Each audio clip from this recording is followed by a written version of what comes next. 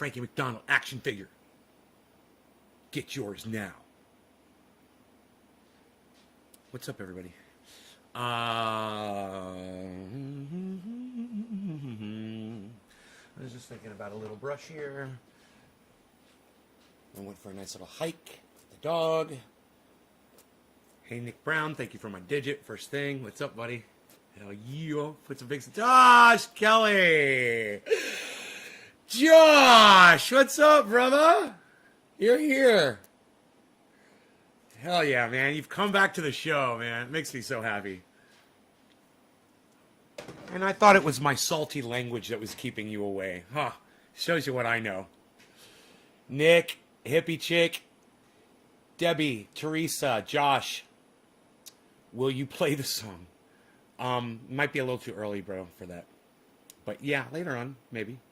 If my viewer count stays horrible like it is right now, and nobody shows up to the show, why not? Why not?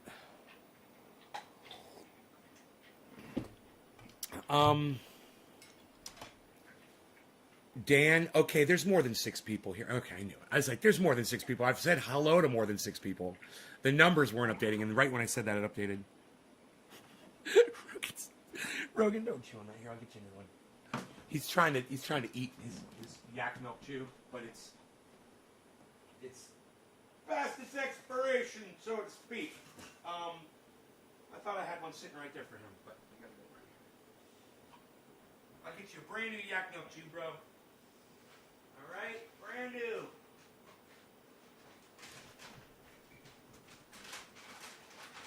Here you go, buddy. Get a brand new yak milk chew for you. Yeah, he loves that.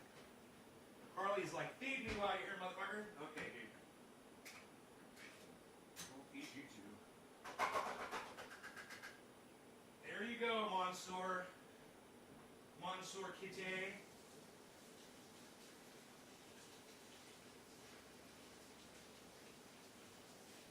T-minus 10 seconds and counting. What you got, bees? T-minus 3, 2, 1. I have returned. Jinmin, hey, buddy. Teresa, Hippie Chick, hello. Dan, Megsy, Josh, Megsy, Steve. Steve Running, hey. Alan Bluedorn, good morning, Alan. Okay, great. Good morning, guys. How's it going? So, let's talk about my good friend Kyle Kalinske. Now, I know that he's getting more and more involved with corporate media now that he has joined forces with Crystal Ball over there. You know, at Rising in the Hill, the first thing Kyle does is he goes and he waxes his fucking eyebrows. And I'm like, okay, yeah, that's the fucking corporate wearing off on you, and I understand that. But you always hope that someone like that is going to stay true to themselves and their audiences. And, you know, I think he's trying to do that. But he's trying too hard. And we know that people hate Bezos and Gates. We know. I fucking hate them too. At the same time, I have respect for what they've done. Nay, I came here so you can go for a walk, Josh. Okay. All right. So I can go for a walk? Okay. Do you want to sit up there? Is that where you want to sit? Here, I'll move this. He wants to sit up here. You want to sit up there, buddy? Is this where you want to be? Look. This is where you want to be up here. Get up here. Where's your yak milk chew? Get your yak milk chew, buddy. Where'd you leave it? Oh, here it is. Here. Put this up over here. There you go. Yak milk chew. In an attempt to stay true to his audience, he sides with them. You know, there's a lot of people out there screaming and crying about Gates and Bezos. I'm not one of them. But I understand the sentiment. And I agree with the sentiment, too. You know, these guys, not Bezos as much. Well, no, Bezos, too. Bezos and Gates are evil. They're both evil. They are. You want to say the money has corrupted them or say that they... It doesn't fucking matter. They're evil now, okay? I realize that. At the same time, lying about them is not a way to win hearts and minds, Kyle. Now, while I agree with you on the sentiment, let's approach this like adults. Okay? Let's approach this like adults, Kyle. You're going to like this. You like keeping it real. You like being honest with your audience. So when you say Bezos and Gates' billions of dollars that they own, that they did not earn them, you're a fucking liar, Kyle, and you lose credibility. And I'm here to keep you straight, and I know you ignore me, and I know you don't even know I exist.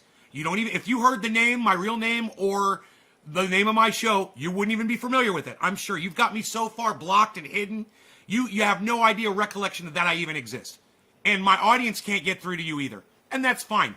I'm a big fan of yours, and I watch you every day. Okay? I tell my audience about you every day. You can continue to fucking hate me. You can continue to hate the fact that I call you out on your bullshit. But one day, maybe after I'm gone, maybe you'll run across my videos and you'll watch them and you'll see that there was a guy that was on the internet that was calling you on all of your bullshit all the time. It's just that you chose to ignore me. And that's cool.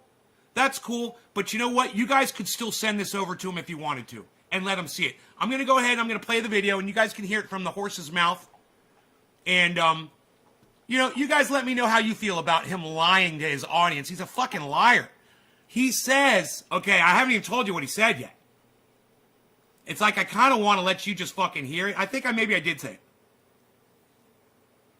He said that Bezos and Gates did not earn their wealth because they're not laboring for it.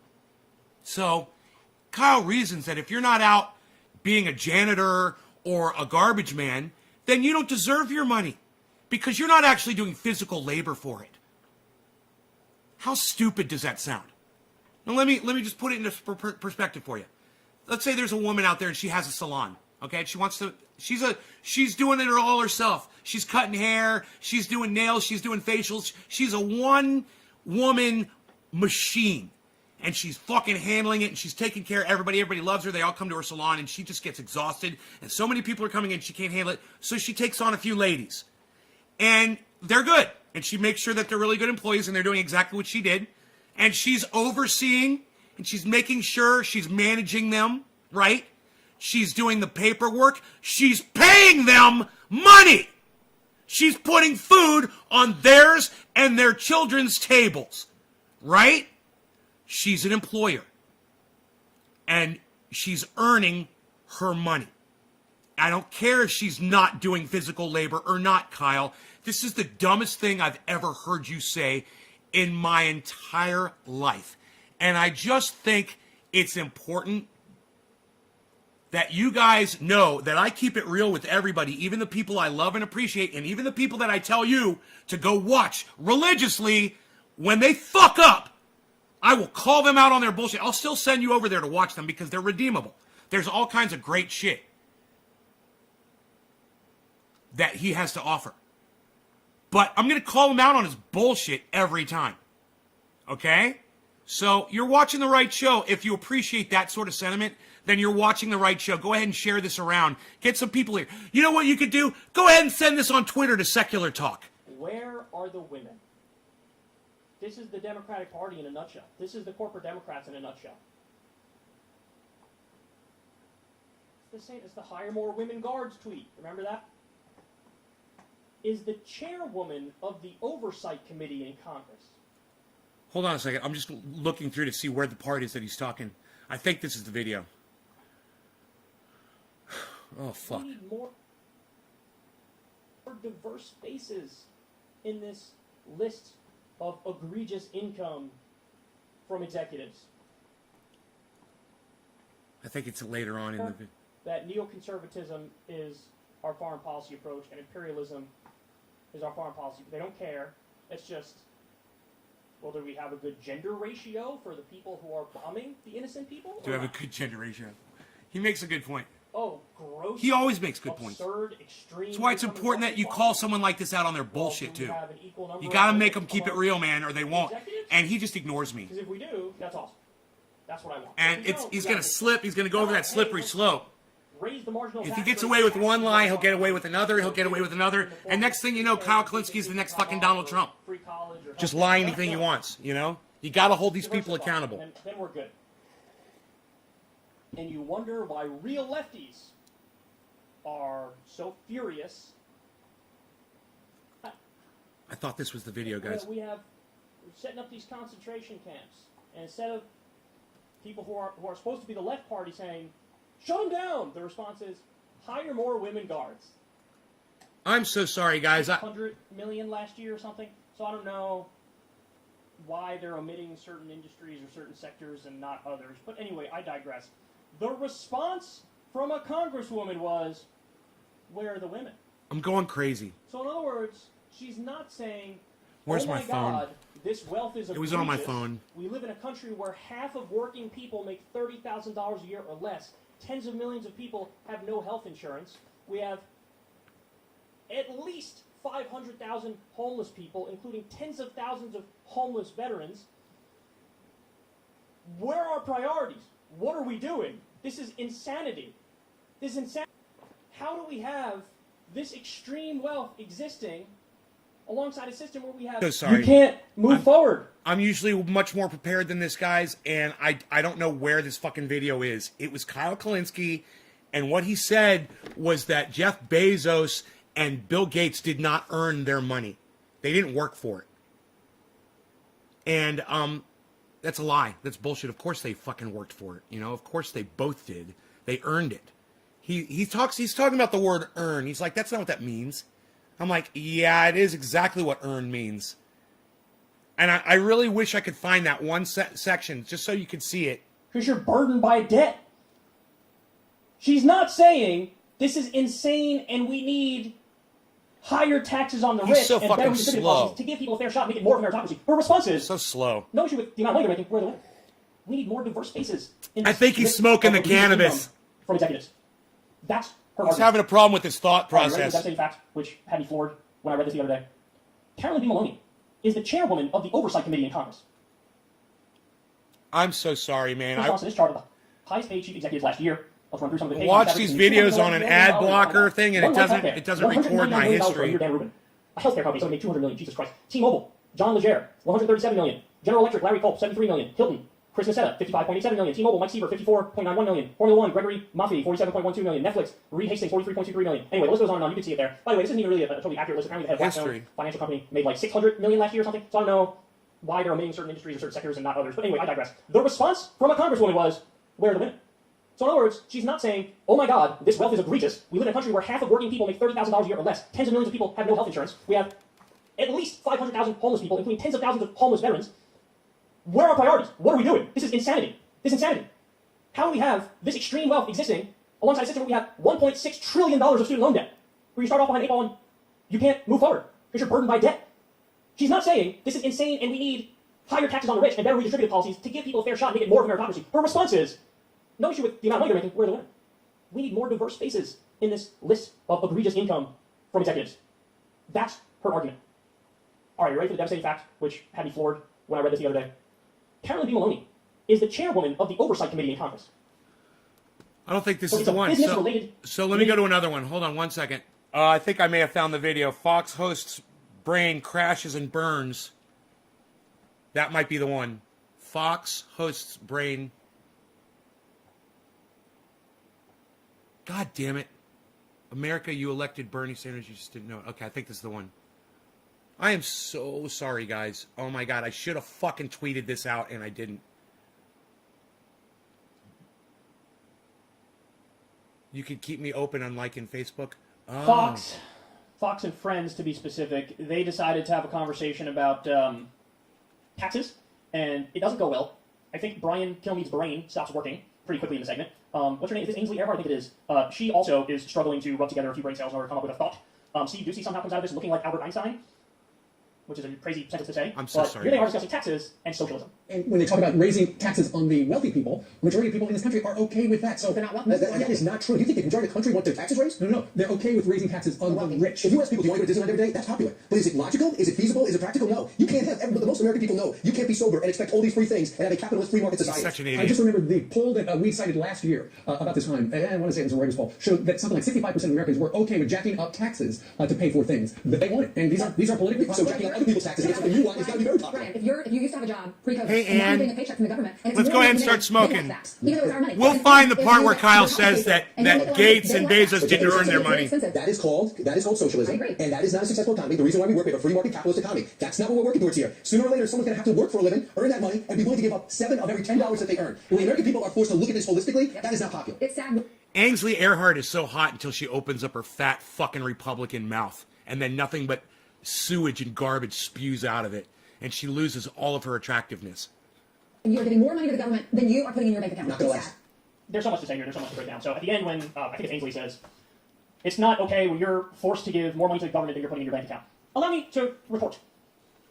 If you're making $500 million a year, and by the way, the CEO of I think it was Blackstone is making $600 million, but if you're making $500 million, and you only get to take home $200 million, I can't believe he's talking so slow that we and can then understand him at fucking 2 times the I'm speed. upset. In fact, I'm going to cheer that on. And if you are upset by that, you need to rethink your priorities, because the real question is what kind of a system allows somebody to earn the equivalent Something's of going on with that $500 million boy. a year. At the same time, you have some people who work full-time jobs, bust their ass. He's having a earning hard 25 time or 30 grand a keeping year. his thoughts together. So really, I think the problem is this concept of like, did they earn that? Nobody earns. He's $500 getting million. dumber. Nobody earns $200 billion Here- of wealth in net worth. That's what Jeff Bezos has. Okay. Don't tell me he earned that. Don't tell me. I am so glad that I found this spot, guys. Here it is. Yes. Okay, let's go to normal playback speed. And you tell me, and I want to talk to my friend Steve Running. He's going to remember. Steve, you remember when Barack Obama said, you didn't earn that. You know all that infrastructure, them bridges, and those roads, those highways out there? You didn't build that. Remember when Barack Obama told that to America? And the Americans were like, well, fuck you, we didn't build it. You know, my father's a goddamn engineer. You know, my uncle's a construction guy. I worked for the goddamn Department of Transportation for years. You know, there's plenty of people that built those fucking highways and roads that heard that shit.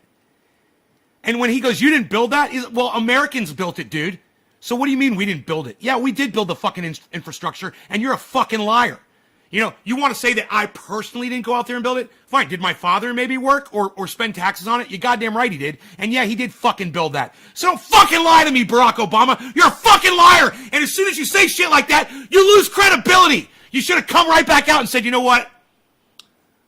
I misworded that. I shouldn't have said you guys didn't build that. Of course you guys built it. But he didn't. So he's an asshole. Of course Stephen Running remembers that, right? Kyle Kalinske is doing the whole Barack Obama thing. They didn't earn that.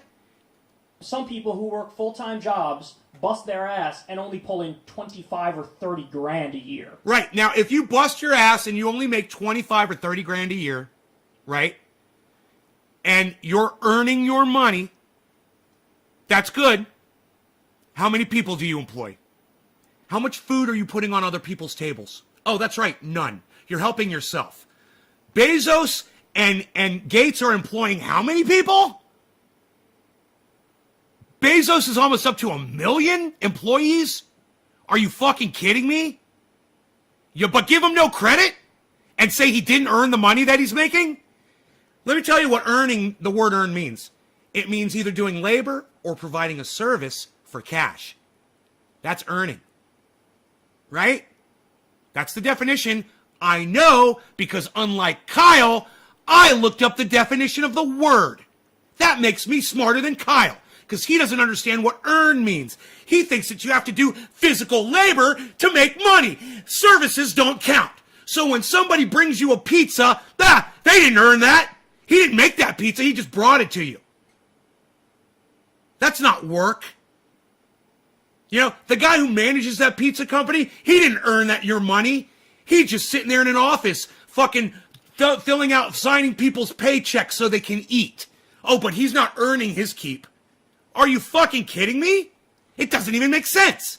So when people that I love and respect aren't making sense, I call them out on their bullshit even harder.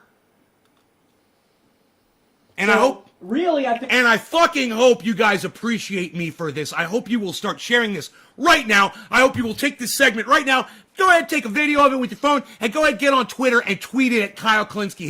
His handle on Twitter is @SecularTalk. And see if you can get one fucking response from this douchebag. One fucking response. We're so fucking tiny. We're so minuscule. He doesn't even consider us. We're nothing to him. I think the problem is this concept of, like, did they earn that? Nobody earns $500 million a year. Nobody earns $200 billion of wealth in net. Okay, so if they didn't earn it, how'd they get the money, Kyle? Explain that. If they didn't earn the money, did the cash angels come down from heaven and just bring them bags of fucking silver? Is that how they got their money? Since they didn't earn it. Did God command that $200 billion would just fall into the laps of Bill Gates and Jeff Bezos one day, and they didn't earn it, it just came to them? It rained money on them? Is that how they got their money, Kyle? They didn't earn it? They did not provide a service? You're literally using their services right now as you broadcast to me to tell me that they're not earning your fucking money. You're paying for the services that they're giving you while you're broadcasting to me. That doesn't even make sense, Kyle. You're using Microsoft services right now, all over the internet, to beam your signal all over it. That's Bill Gates, motherfucker. He's earning his money. He's just earning it on such a large, gigantic level that it makes your little tiny dick shrivel up even smaller, Kyle. You got a little tiny dick, right? And Jeff Bezos and Bill Gates, they got big dicks, and they intimidate you. So let's just fucking spin lies about them and say they never earned a goddamn penny. That's going to help your cause a lot. That's going to give you a lot of credibility. Everybody's going to come flocking to you now because you're such a truth teller, Kyle.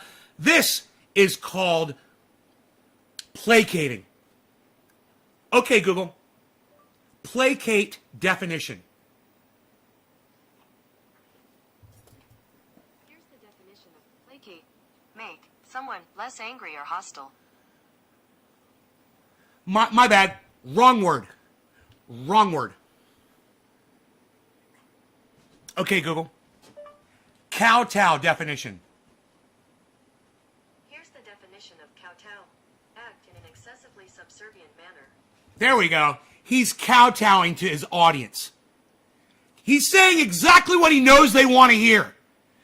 Do you think that he really believes while he's saying this that Bill Gates and Jeff Bezos didn't earn their billions? Do you really think he believes that? He's a smart guy. You think he knows what the definition of earn is?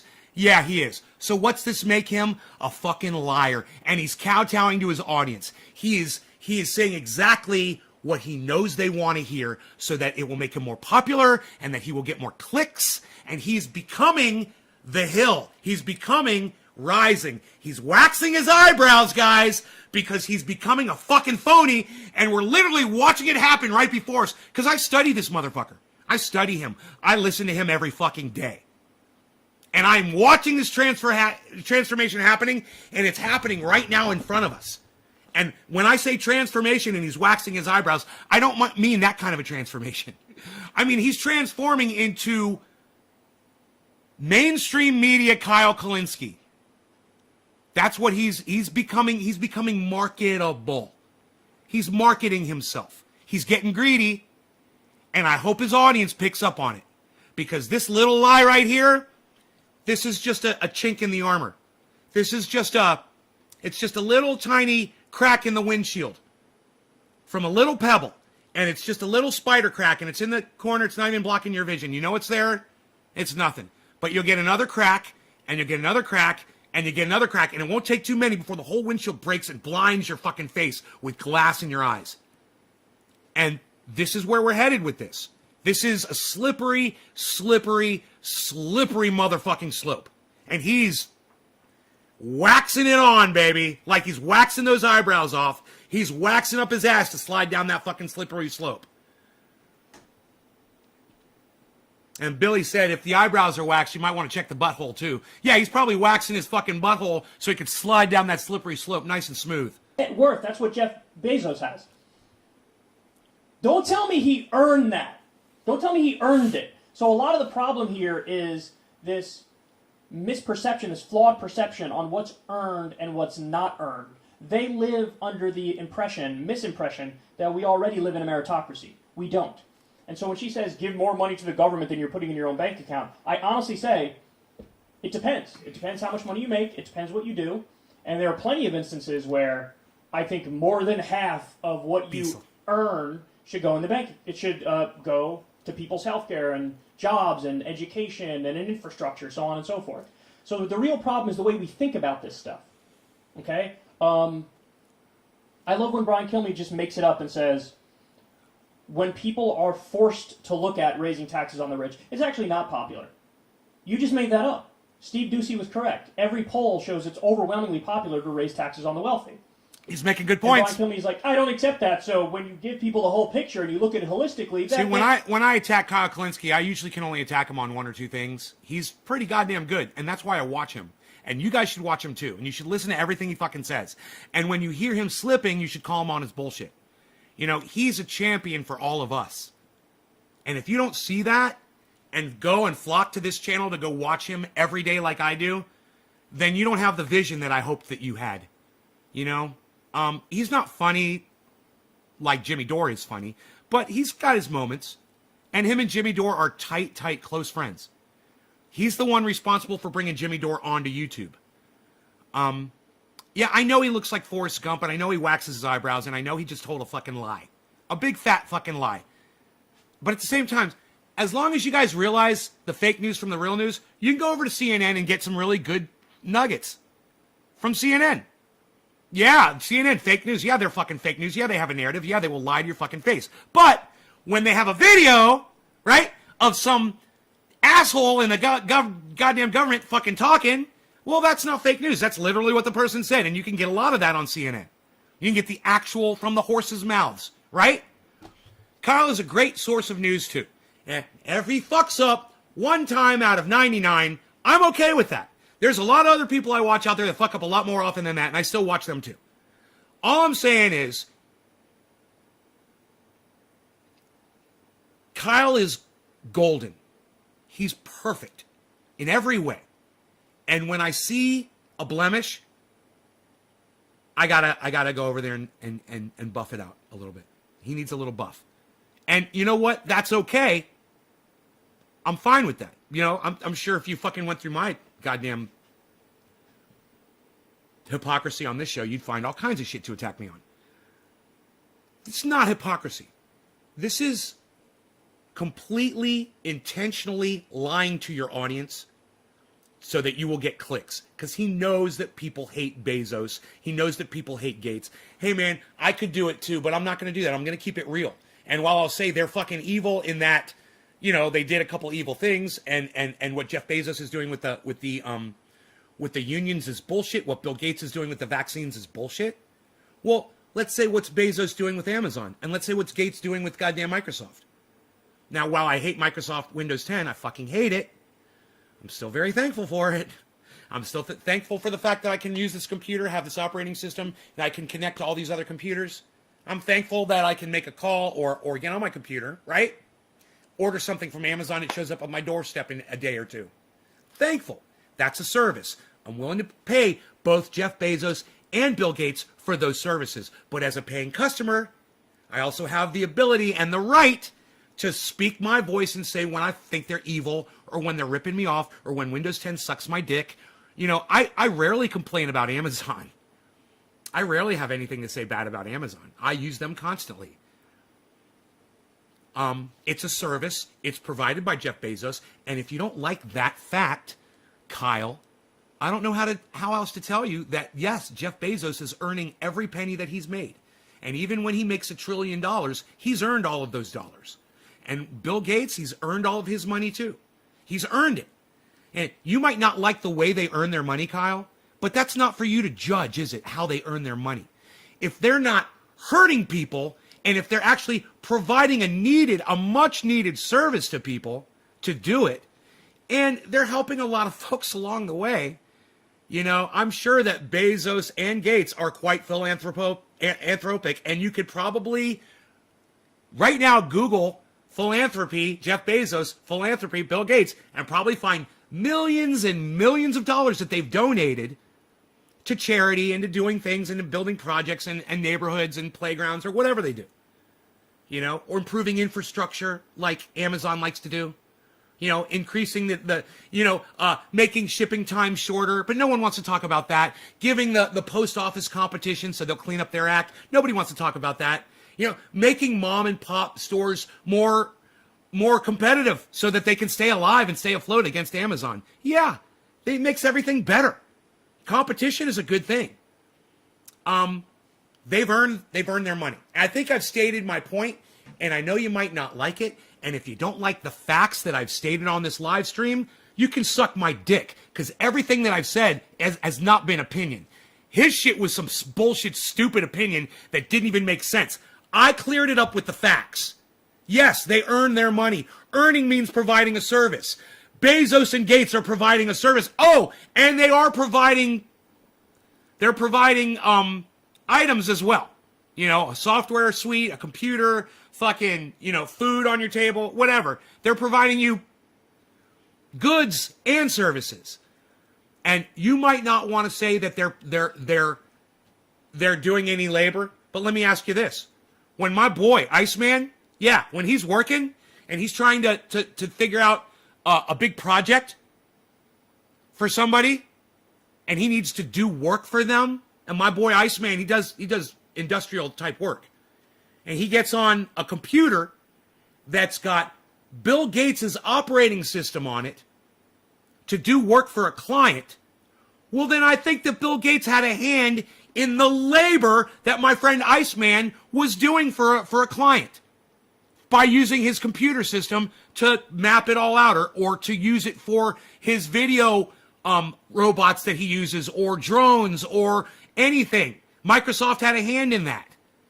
I mean, we can go on and on and on defending Bill Gates and Jeff Bezos to just over the fact that, yeah, they earned their money. They fucking earned it. And, for me to say, Kyle, all you do is sit in a fucking booth for 1 hour or 2 hours a day and make little video clips. You're not working.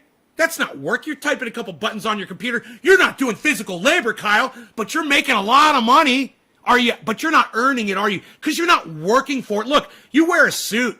You wear a fucking suit jacket and a fucking Oxford shirt, bro. How are you going to dig a ditch wearing those kinds of clothes? You fucking lying hypocrite piece of shit. Fucking Kyle, you cuck, cunt, child fucker. You fucking lying piece of shit. But make sure you subscribe to his channel.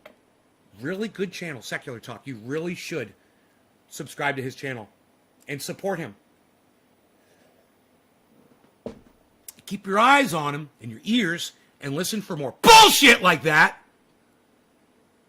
And when you hear the bullshit, type out a nice little fucking post under his goddamn YouTube video and let him know how you feel about him being a fucking slacker. You know, Kyle, you sit there in a fucking suit and you say that Bezos and Gates aren't earning their keep. You sit there in a suit and fucking do this with your hands and go, Dickie McGee sex, Dickie McGee sex, Dickie McGee sex. Is that labor? Is that labor? Is that working hard, Kyle? You working hard? Is that labor? You earning that money, buddy?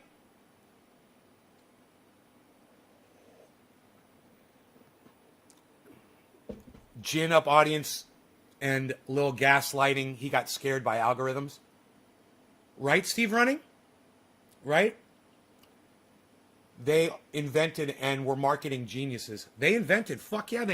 Not only that, Jeff Bezos used to drive the forklift at Amazon. He literally used to drive packages to the post office.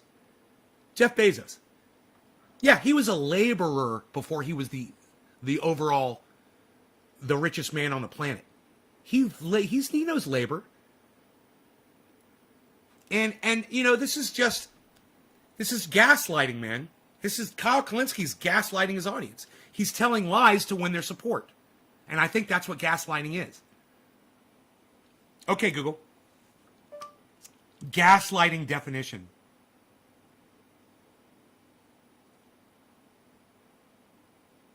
According to Wikipedia, gaslighting is a form of psychological ecological manipulation in which a person or a group covertly sows seeds of doubt in a targeted individual or group, making them question their own memory, perception, or judgment.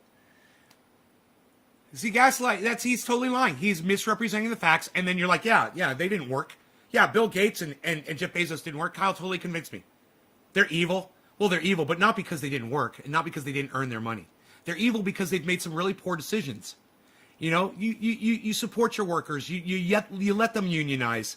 You let them push back against you. You know, you don't be a fucking cuck bitch.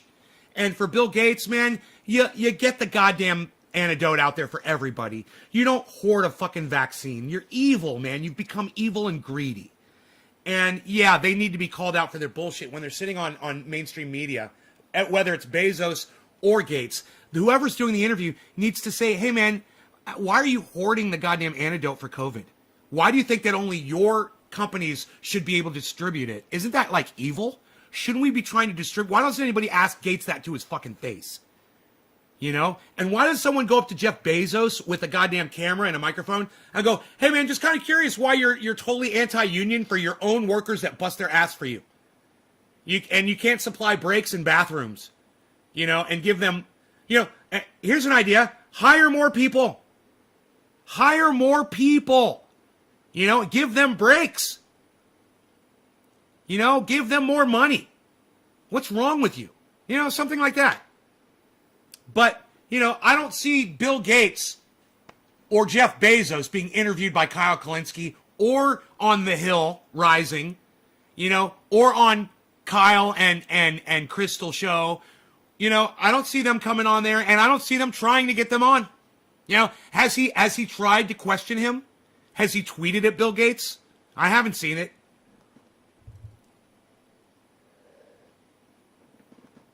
I'm not here to defend these monsters. I'm just here to call him out for his lying. And in lying, he forces me to defend Bill Gates and Jeff Bezos. Because you're a fucking liar, Kyle. That makes you a cuck bitch. That makes you a cunt child fucker. Understand that. You are a child fucker. You're a waxy eyebrowed, Forrest Gump hair wearing fucking child fucker. And the reason why you are is because you force me to have to come on my show instead of saying, hey man, did you guys see the latest fucking secular talk? It's awesome. I have to say, hey man, did you guys see the latest secular talk? He's a fucking liar now, and he's going down a slippery slope, and he's gaslighting his audience, and he's kowtowing to people, and he's making his own definitions up for words. Earn doesn't mean services anymore. Earn no longer means that you provided a service. So all people that do services for people, you're not earning your money. You know, and if you're a business owner, you're not earning your money. You know, if you've got one employee, you're not doing the labor anymore. That should piss you the fuck off. That someone like this is fucking lying now. And waxing his fucking eyebrows. What the fuck, Kyle? Are you guys with me on this? Karen McDonald is. She gave me $5. Karen, thank you. Don't send me any more money. I appreciate that, though. Thank you so much, Karen.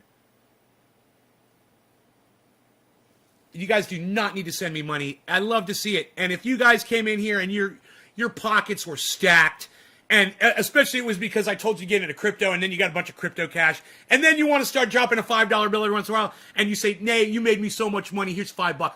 That would be cool, and I wouldn't have a problem with that at all.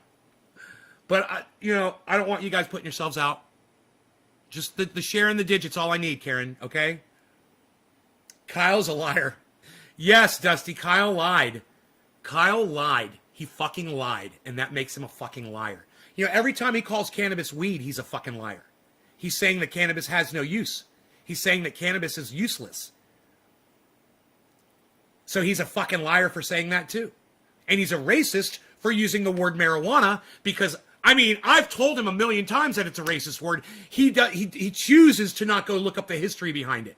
Behind the word marijuana. Find out where that racist piece of shit word came from. It came from a racist piece of shit. And by you repeating his words, you're now the racist, Kyle. Because that guy, he's no longer alive to use the word, but you are, and you can carry his torch for him. Fuck you, Kyle. Fuck you. You fucking cuck bitch. Sharing this stream out is a great tip. It's the greatest tip I will ever get. Is you sharing this video. You don't have to give me money.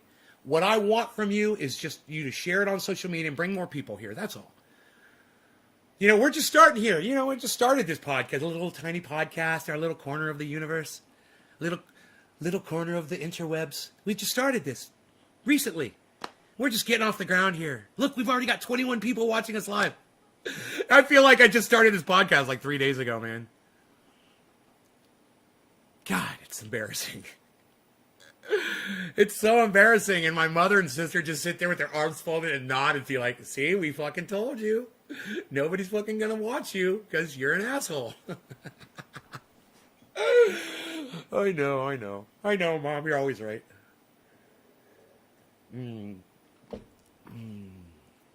All right, so are we smoking today or what are we smoking is the question.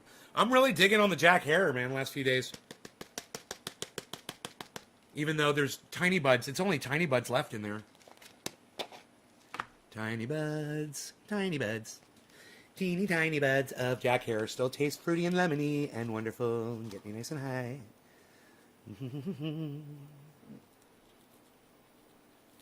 Here's some more news. Ba-da-da-da-da. Ba-da-da-da-da. Ba-da-da-da-da-da. Ba-da-da-da-da. I haven't watched that show in a while.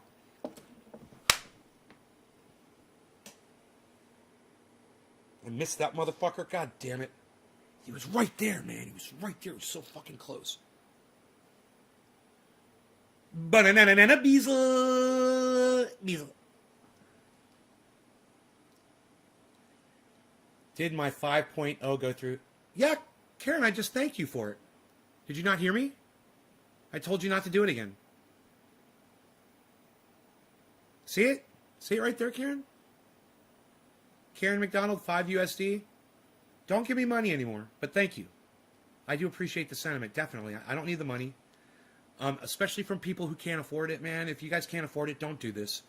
Oh, you've had to go pee.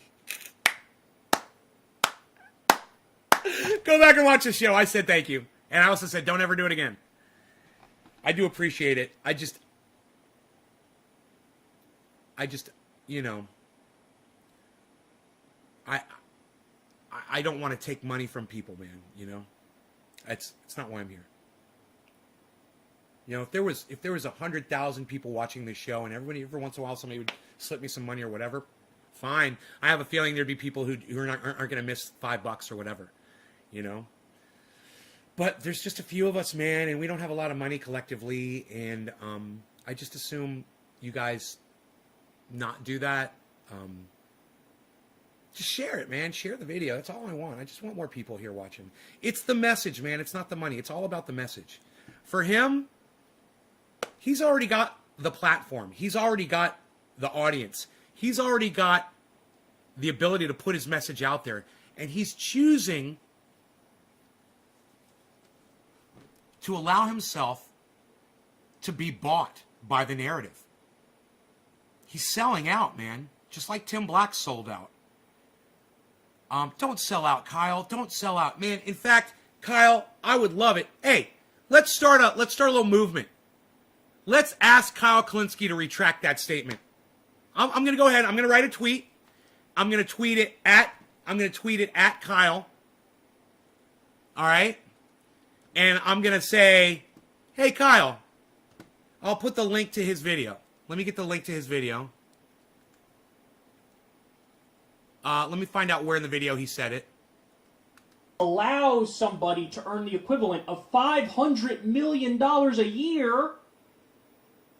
At the same time, you have some people who work full-time jobs, bust their ass, and only pull in 25 or 30 grand a year.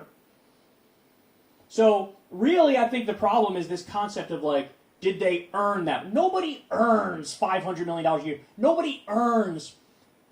Okay, it's at 340.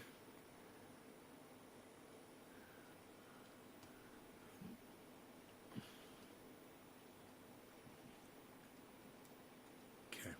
Twitter. Okay. At Secular Talk. Okay.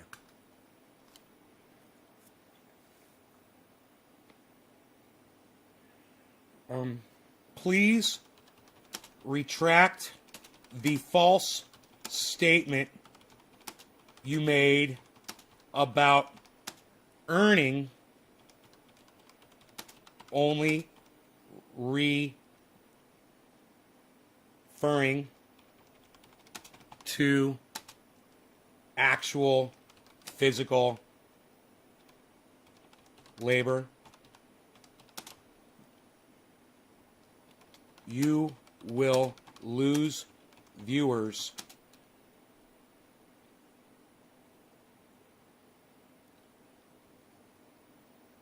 or maybe he'll gain viewers. You might gain viewers.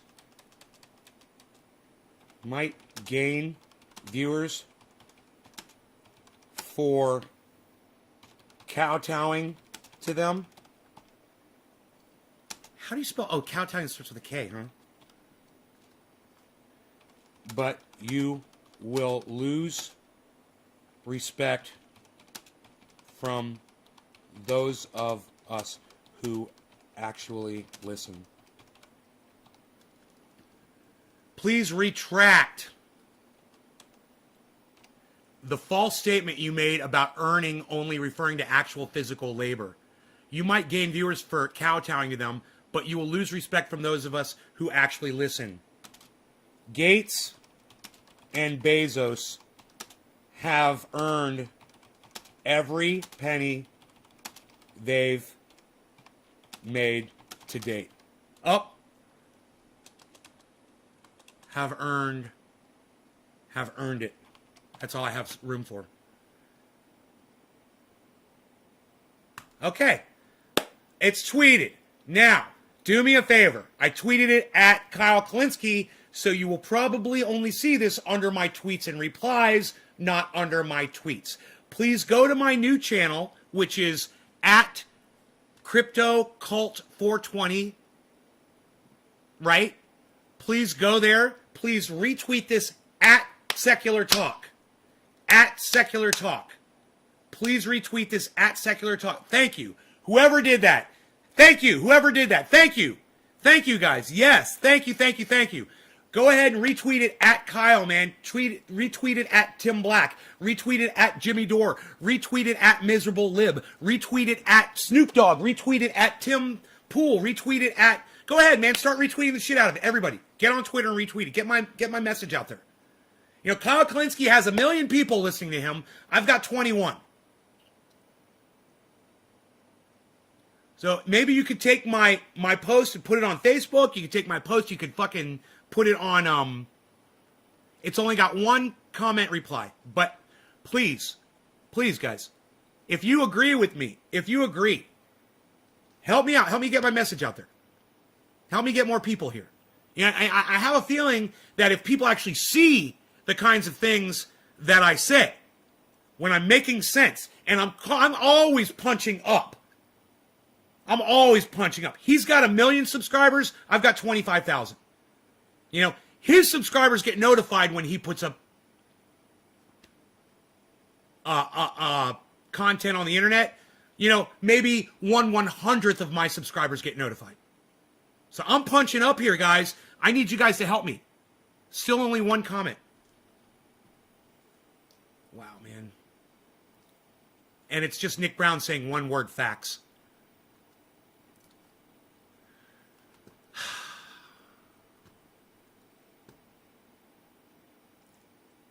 Can you put more comments, guys? Can you send it around? Can you retweet it at people for me?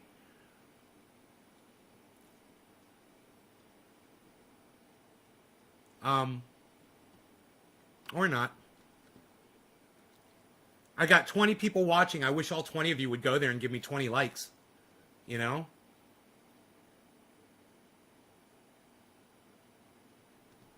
I'm going to pin it to my profile. Maybe you'll see it there. There, now it's my pinned comment on my profile. Okay? So there's no reason why you can't find it. If you go to at CryptoCult420, it is the pinned comment. There is only 1 comment. Now there's 2. Thank you. Who was that? Now there's 2 comments. Steve Running. Thank you. Thank you, Steve Running. I'm going to retweet you, Steve. Yes, exactly. I'm going to retweet you at Kyle Kalinske. Thank you. Thank you.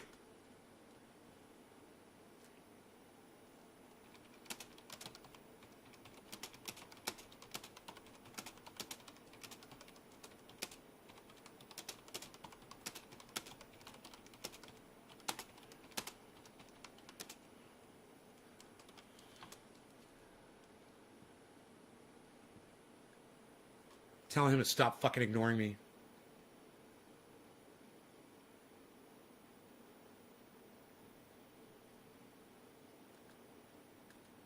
Retweeting you, bro. Nick Brown retweeting you. Thank you both. Both of you. Okay, there's a third comment now. Who is it? ORF, old retired fucker. Thank you, buddy. Thanks for keeping it real. I'm retweeting you, buddy. Thank you.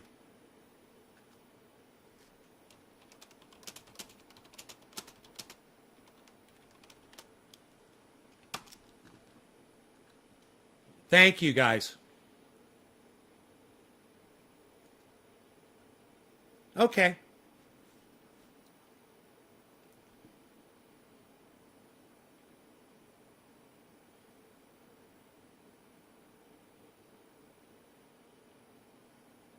Hippie chick. My feed is at CryptoCult420. Are you on my right channel, hippie chick? At CryptoCult420. You realize that, right? You're at my right channel, right? At CryptoCult. It is literally my pinned tweet. On my main channel, on Twitter, CryptoCult420. I shouldn't say on my main channel, but on my new channel, at CryptoCult420. It is my pinned tweet. Let me know if you really can't, if you don't know how to go to my channel. If you don't know how to visit my channel on Twitter, let me know if you don't know how to do that. It's twitter.com/CryptoCult420. Here's the link. I know I'm asking my audience too much. But I'm not asking Nick Brown, Steve Running, or Randy Church too much. Those three guys got it. Oh, fourth person? Steve, Nick, Hippie Chick. Thank you, Hippie Chick. You didn't leave a comment, but thank you. I'll go ahead and I'll retweet you. I'd like it if you would leave a comment too, Hippie Chick, and interact with my tweets, please. Please interact with my tweets, guys, and interact with each other, and make sure when you see each other on Twitter that you guys are following each other too. Okay? When you see Randy Church, follow Randy. When Randy sees Hippie Chick, you follow Hippie Chick. When you guys see Steve Running, you follow Steve Running. When Steve Running sees Hippie Chick and Randy Church, you follow them. And when you guys see Nick Brown, you follow Nick Brown. And when Nick Brown sees all of you, you guys follow each other, okay? No, I'm not asking you too much, Trendy Nick. I'm not asking Randy Church too much. I'm not asking Steve Running too much. And I'm not asking Hippie Chick too much.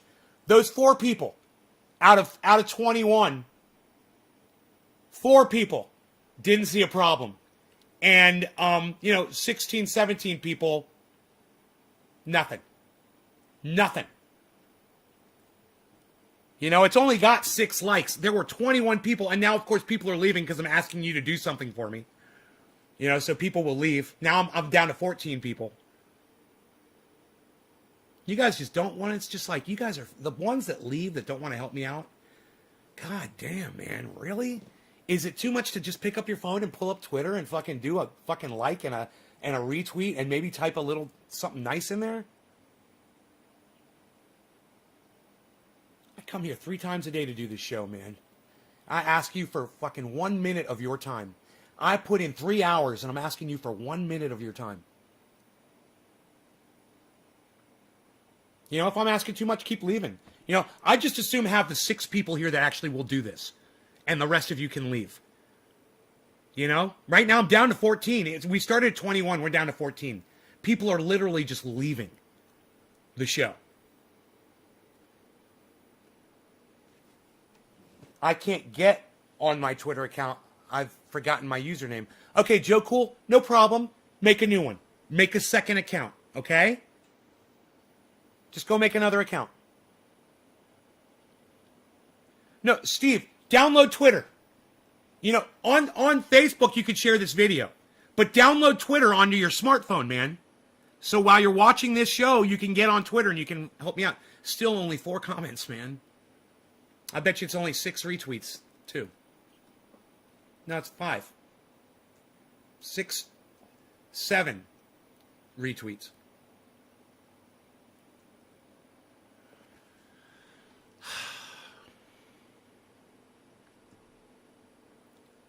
You know, if enough of you retweet this at Kyle Kalinske, he might actually see something that I said for once. One time. If I could get enough of you guys to do this. I'd love to know the people who don't want to help me out on Twitter so I could block you forever from this live stream. You know, you don't want to download a little app and help me out as much as I do on this show for y'all. I just assume not fuck with you, you know?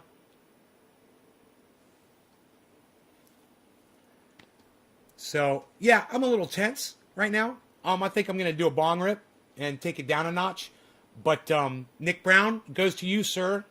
Thank you for that digit right off the bat, bro. You earned this one. You earned this one. You tweeted at him, Teresa? Really? Am I going to see a comment? Did you leave a comment? Did you leave a comment on my tweet, Teresa? No, you did not. Why is it so hard to ask you to do that? Why is it so hard to get you guys to leave? Hey, Kristen. Oh, God, my fucking stomach just started hurting me.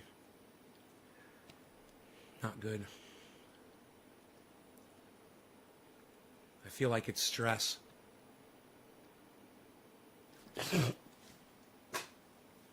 Kristen, the app is Twitter. I'm asking people to support me on Twitter so that they will,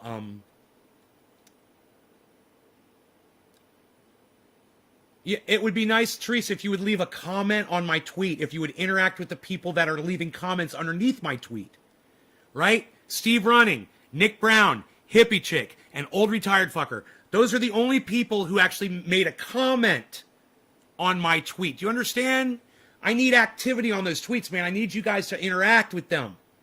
I mean, liking is okay and retweeting is great, but I need you to leave a comment too. I need you to retweet with a comment. You know, so give me your thoughts on what you think about what I said. Did I not inspire you into saying something? That's the message you give me when you guys don't comment. I'm not inspiring you. You know, Kyle inspired me to do this video this morning. Now I'm trying to inspire you to share this back to him. You know, this will make him and me more popular. This will help both of us out.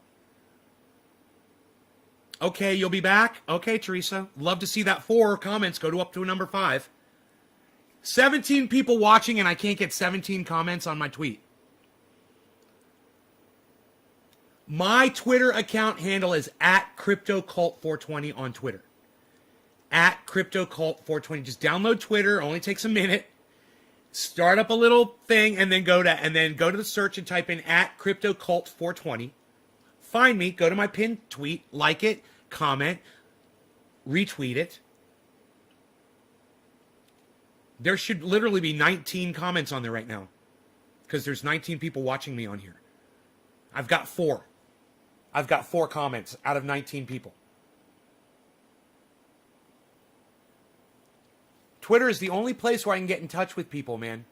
I need your support there. I need it to at least have the appearance that people are listening to what I'm saying. At least have the appearance that you give a fuck about me.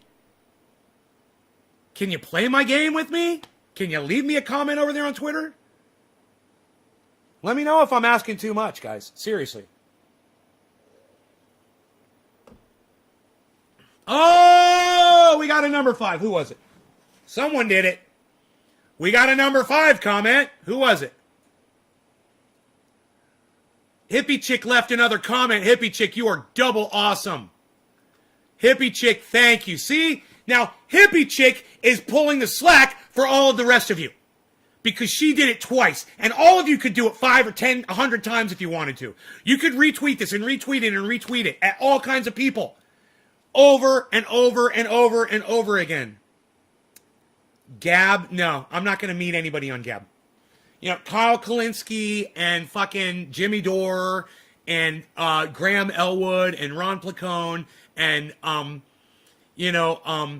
Raw and Thunderfoot and Simon Dan. None of them are on Gab, Mordit. Okay, they're all on Twitter. So Gab's not better. So you're a fucking liar. All right, Gab's not better. It might be better for you because you're a little douchebag. But me, I'm trying to step it up a little bit. I'm trying to converse with the people that I'm trying to get on my show to interview. And on Gab, I'm not going to get dick. Or as Kyle Klinsky likes to say, Dickie McGee sex. So thanks for the fucking for the advice. You're a dumbass. Go cunt off. Fucking Gab. That's hilarious. No, I'm not asking too much. Download Twitter. I've only got 5 comments on that thing. I'm going to turn off Twitter right now. I'm not going to look at... Okay, 6. All right, who did that? Who did my 6th? Teresa, thank you. Retweeting it. Thank you, Teresa. There you go. That's how you leave a fucking comment on my tweets. That is how it is done, people. And just let's go back and hear to what Kyle said one more time. Okay, when you're forced to give more money to the government than you're putting in your bank account. Allow me to retort. Go ahead. Go ahead and retort.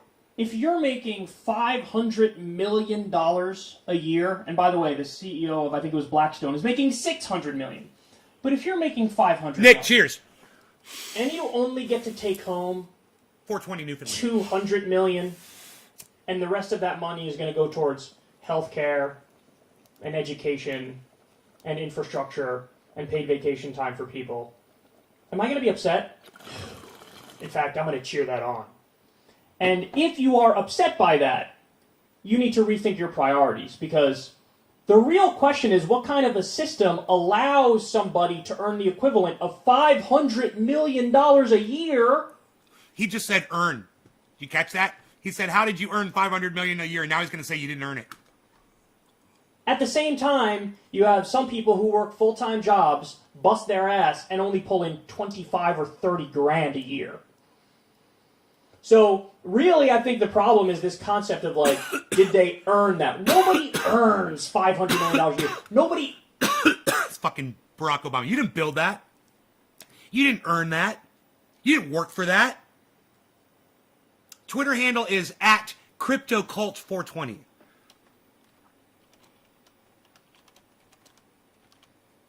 Thank you, Kristen, so much. Thank you, honey. @CryptoCult420. That's me. It'll come up CryptoCulture420, but it's my is @CryptoCult420. And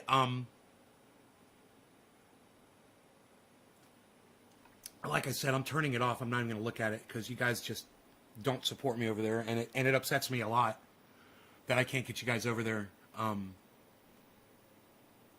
You know, weeks will go by and I won't mention it. You know, I'm still tweeting every day. I'm on there every day.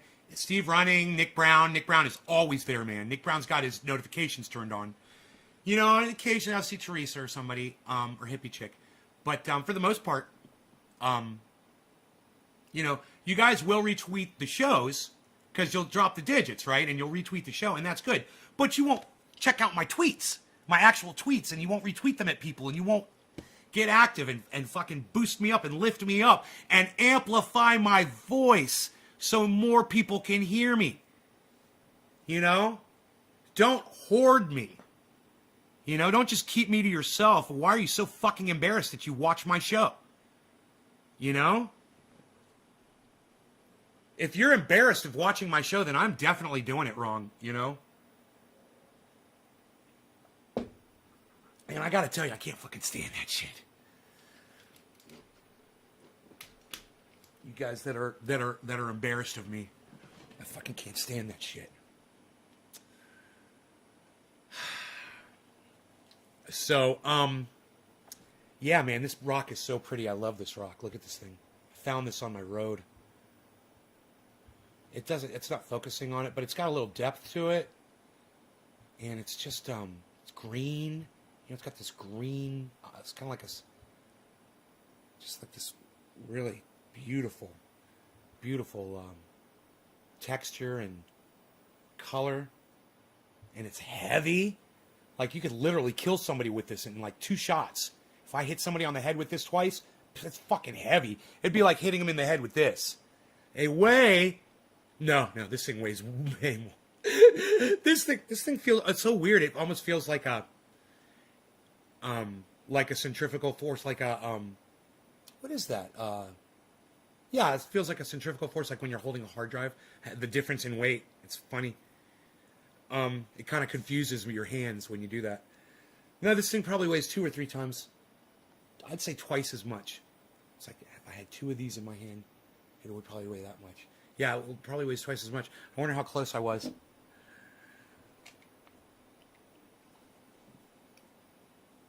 No, that weight would kill somebody a lot faster. You don't have to hit somebody once with this thing. That's going to kill you. You don't want this thing to fall out of an airplane and hit you in the head. Assault weapon. Yes, this is an assault weapon. So we should limit who can buy these. Because it's an assault weapon. You can't be trusted with an assault weapon.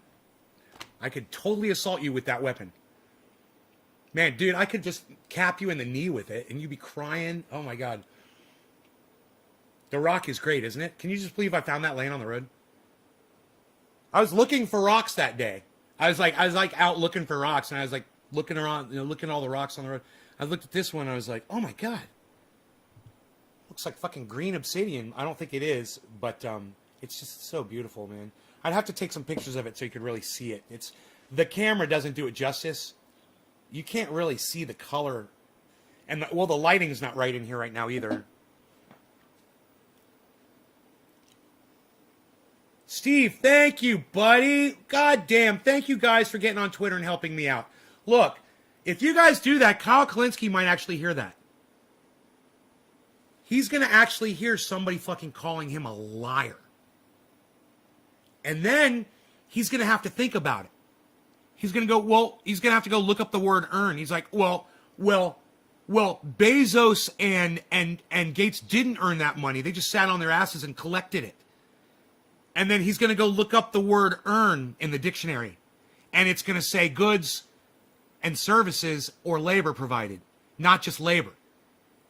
And he's going to think, well, Bezos and Gates are providing goods and services for people all day long, every day, for years.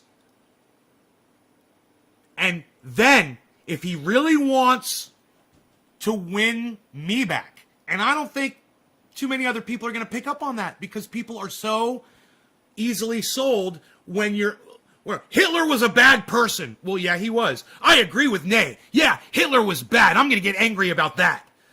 That's all he's doing, man. He's saying, he's saying what people want to hear.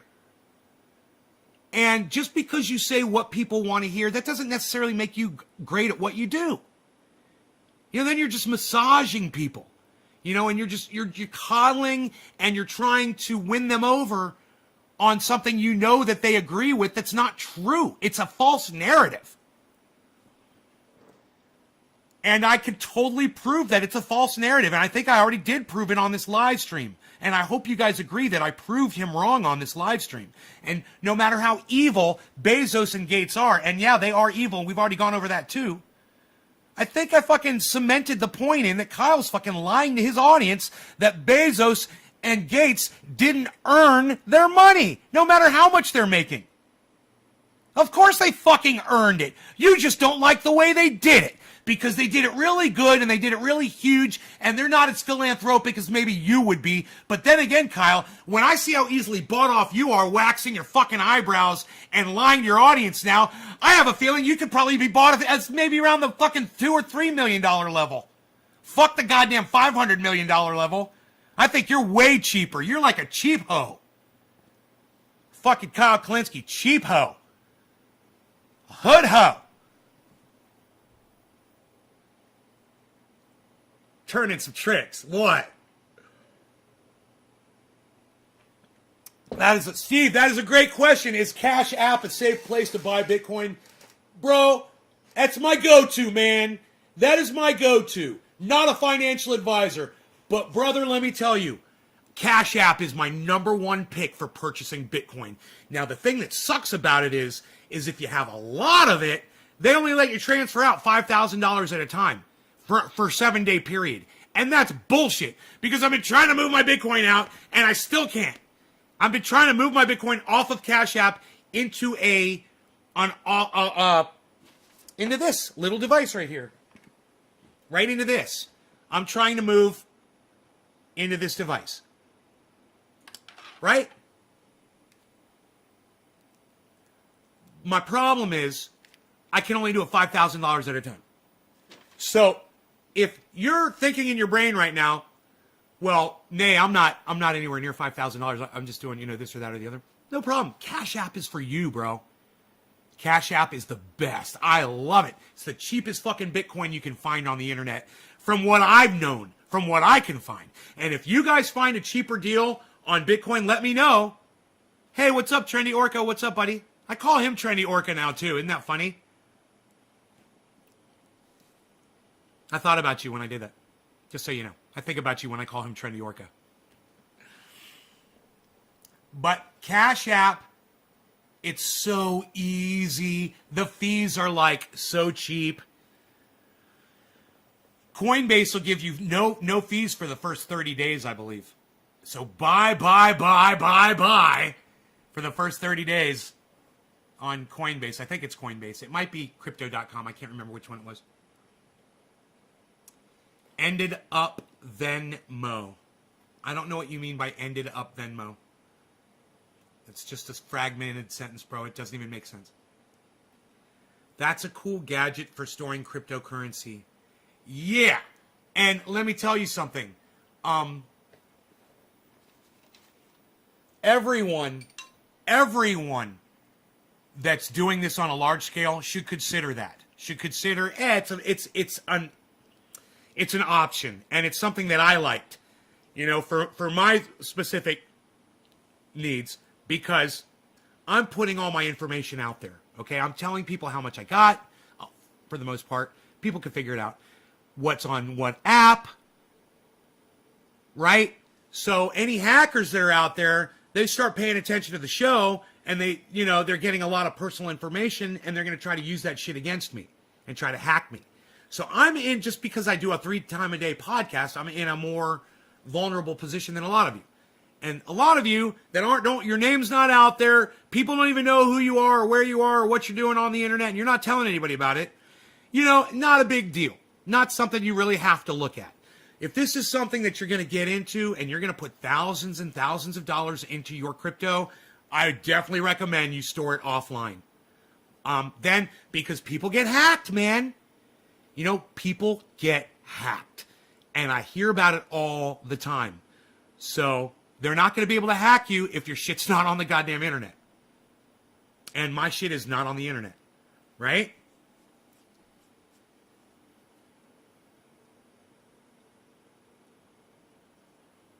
Joe Cool, well, you want me to check for you, buddy? Let me see. I'll pull up my phone, man.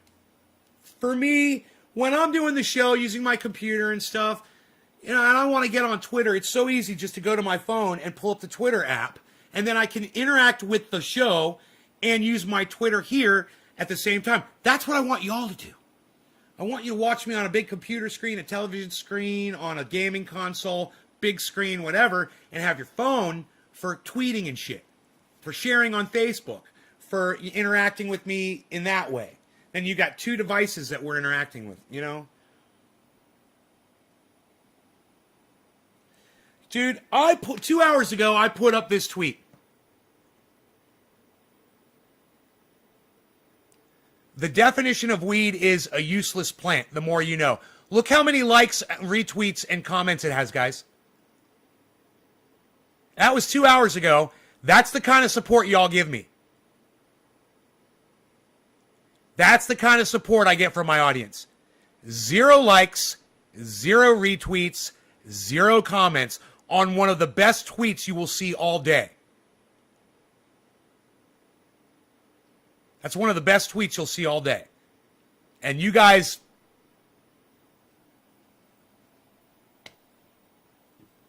Nothing. Okay, 1 retweet and 1 like. Let's see who it was. Steve Running! Thank you, buddy. Steve Running. If my ignorant internet ass can comment, anyone can. Thank you, Kristen.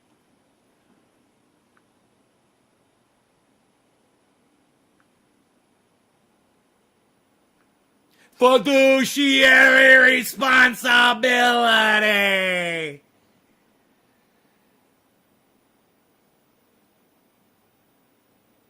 Aw. Kristen, thank you. I'm retweeting you.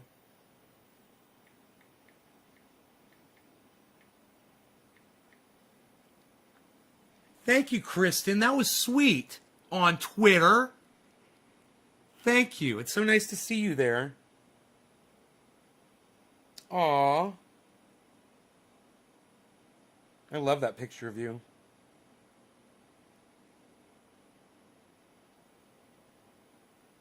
Riley. Thank you, Riley. Really, Riley?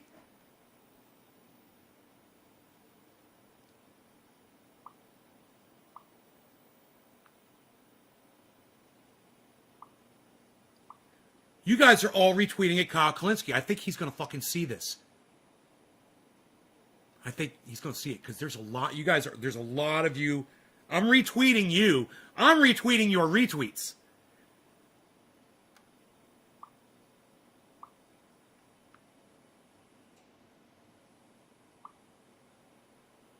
Steve Salisbury, perfect. And let me follow you back. And Kristen, let me follow you back. Make sure I follow all of you back.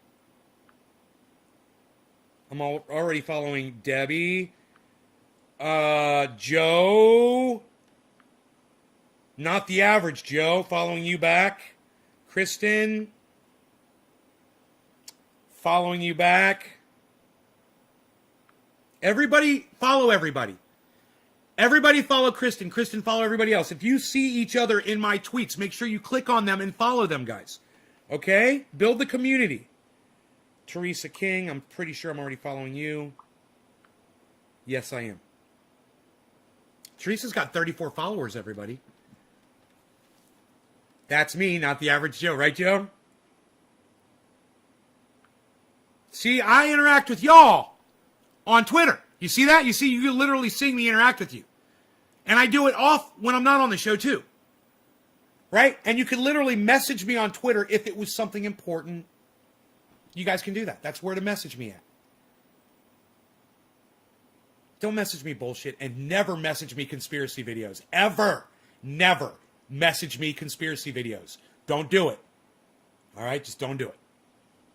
I love you. I love you. That doesn't mean that you can send me conspiracy videos on Twitter. Okay? We're not conspiracy nuts. There's only really one conspiracy that we discuss on here. The real one. Our extinction one. That's the one nobody wants to talk about. That's the one that people hear me talking about that shit and they think I'm fucking crazy and they don't watch me anymore. That crazy guy says that the human race is going extinct. Facts? Facts. Facts? I mean, provable facts? But you're going to call me crazy?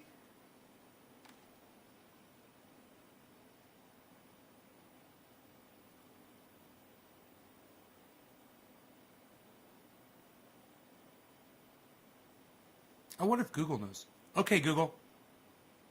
How many humans have we lost to global extinction?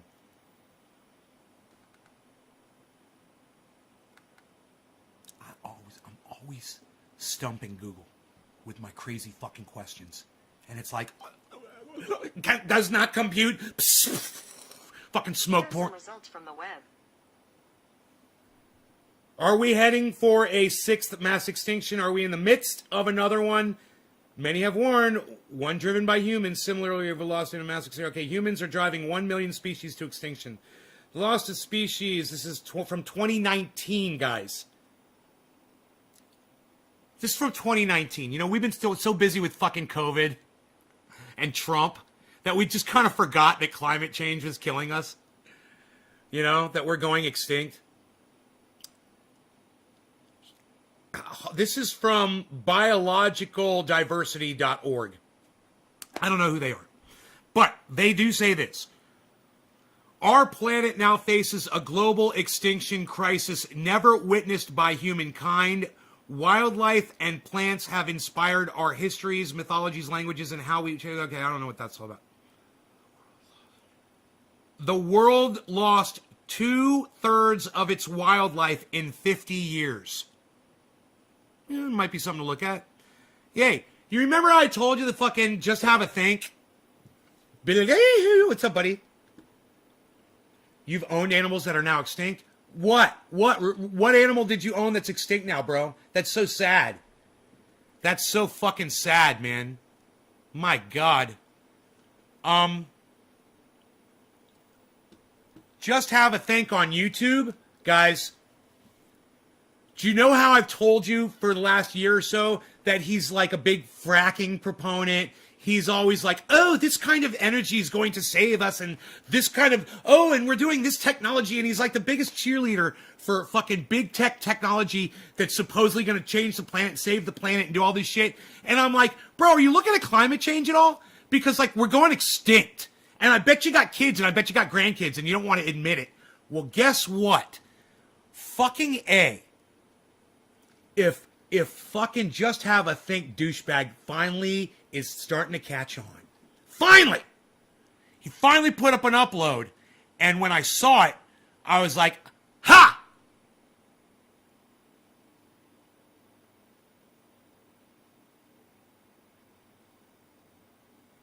Okay. I don't see it coming up. That's okay. I'll find the video real quick for you. I know I'm going to find this one. It's one of his latest ones. It's a brand new upload. I left a message on it. I was like, I said something really nasty to him. Here it is. Climate and ecological emergency. Can you really make a difference? Dude, this guy is so fucking... He's been so bullshit. Things like ethnicity, gender. He's been so bullshit for so long. I hate his little calm disposition. I fucking hate it. You know, no emotion. I just talk like this and I keep looking at... I look away and then I look back at you. I look away. It's for effect. I fucking hate that shit. But he puts up some good uploads, so I subscribe to him and I watch him all the time. But...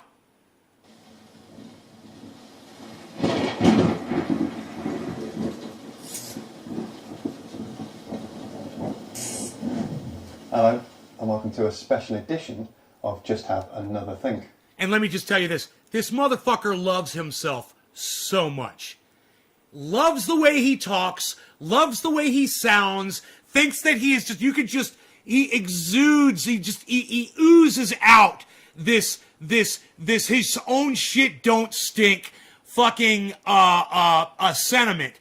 So hardcore. You can almost smell it coming off the monitor. He's just a gross human being.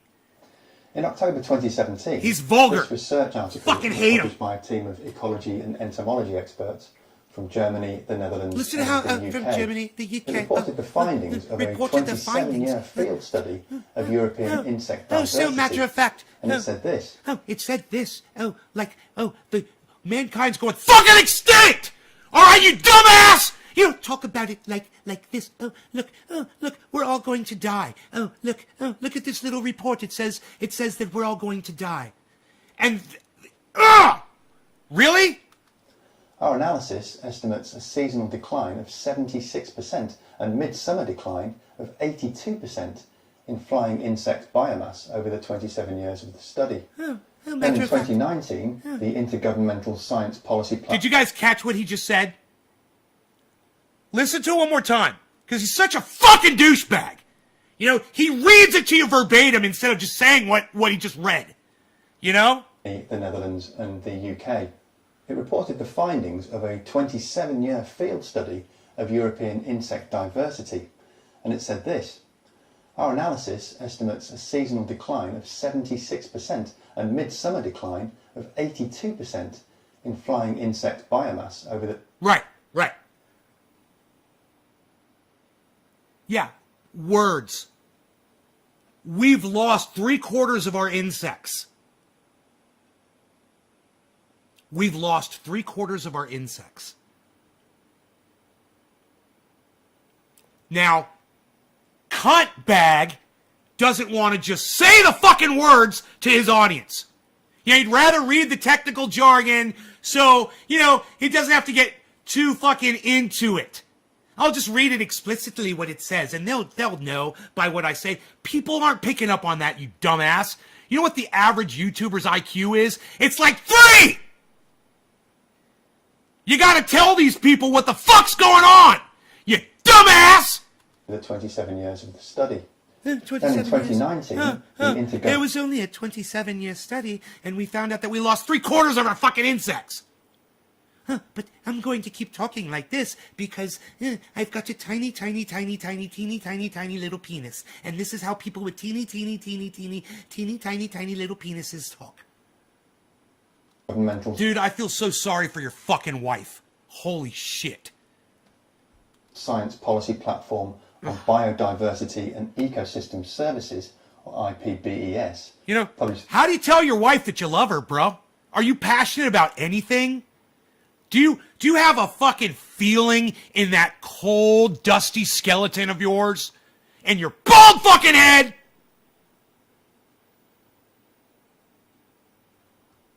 Their global assessment report. That paper was the culmination of 3 years of painstaking work by a team of experts from over 60 countries. It was thoroughly peer-reviewed, gaining more than 15,000 reviewer comments in total. The paper found that there are currently an estimated 1 million animal and plant species on our planet threatened with extinction. That's about 10% of all the insects and 25% of all the other species. That's not good. Species have been going extinct since the dawn of time, of course. That's his fucking catchphrase, man. That's how he gets your fucking attention. That's how he pulls you in. Let's go back to that, okay? Now, let me tell you something. That's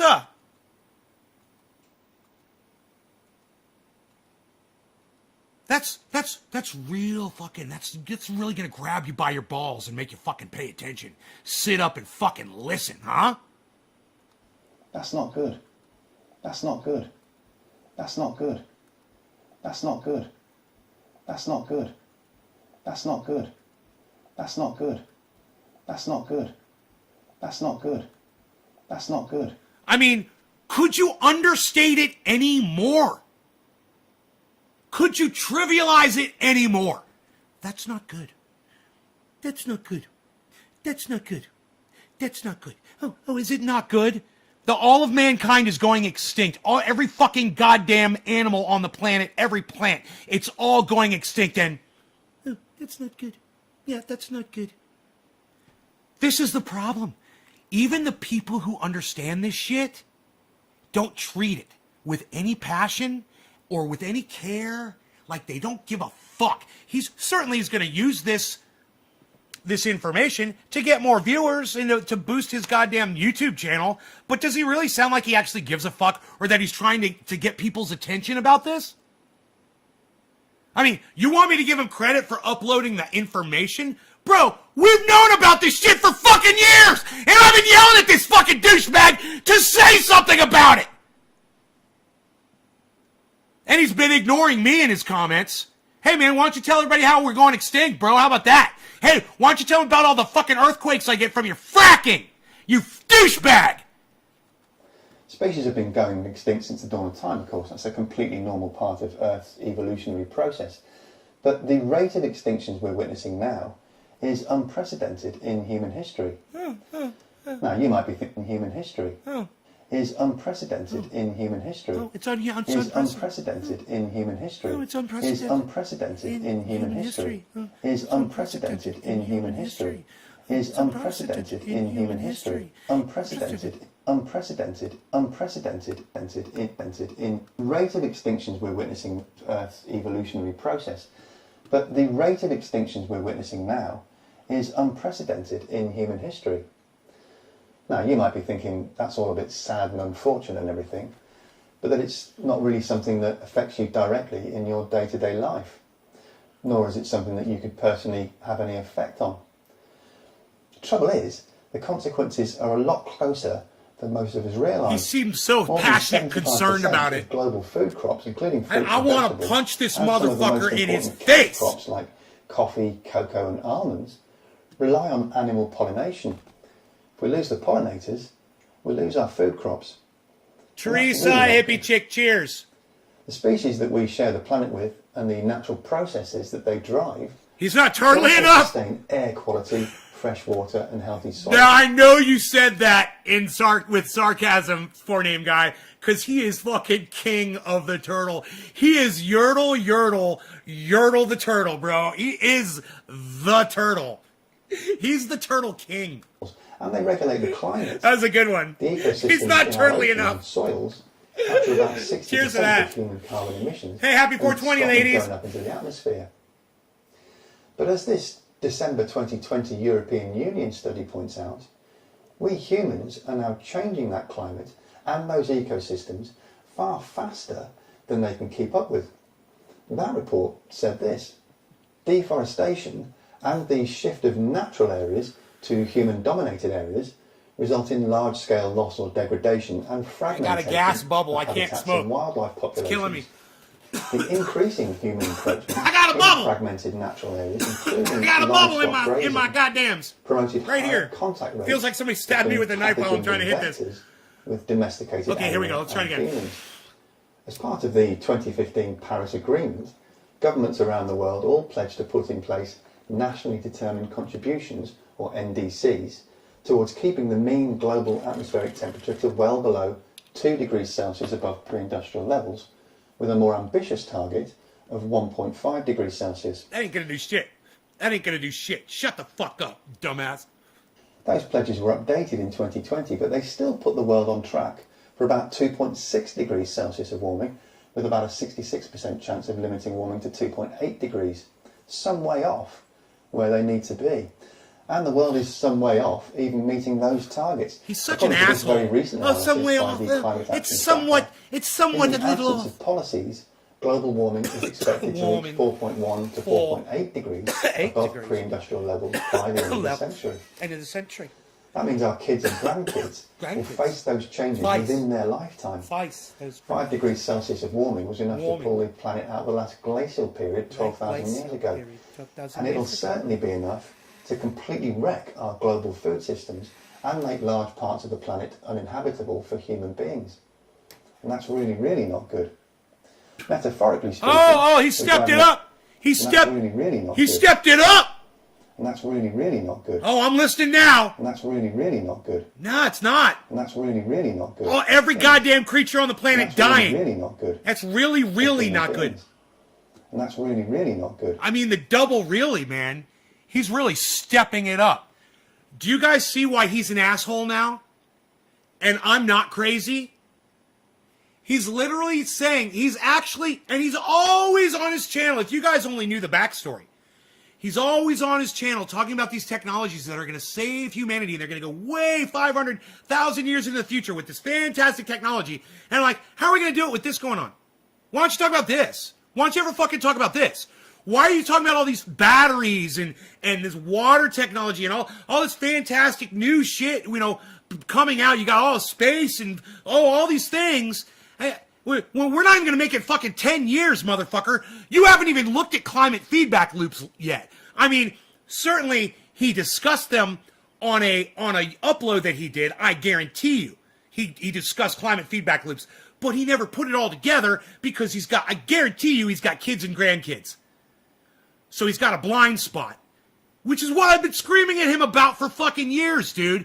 You need to realize your grandkids don't have a life, you dumbass. They're not going to make it, man. You might not even make it to your expiration date. You realize that? You fucking egg-headed piece of shit! Fuck you! Metaphorically speaking, we're driving a car at 80 miles an hour down the wrong side. Oh, this is a horrible analogy! Straight into oncoming traffic. We can swerve and miss some of the vehicles coming towards Analogy us, master but here. the chances of crashing at some point are extremely high. Those NDCs I mentioned are about as effective as slowing the car down from 80 miles an hour to 60. But you know, a head-on collision at 60 is mostly indistinguishable from a head-on collision at 80. What we actually need to do is slam the anchors on, do a handbrake turn and start driving back in the opposite direction. Oh, really? Is that what we need to do? But you don't want to look at Thunderfoot's CO2 video, do you, you fucking cuck bitch? You fucking grandpa? And when I call him a grandpa, it's because he's got grandchildren and he's got a blind spot. That's what I mean. Oh, his grandkids are going to live out their lives because, you know, he wouldn't have made that mistake. He wouldn't have had children, right, if they weren't going to have a full life ahead of them, and if they were going to die in some kind of a natural disaster or go extinct out of fucking hunger or heat. He wouldn't have produced people that would have to deal with that, would he? He would have been smarter than that, right? He would have been fucking smarter than that.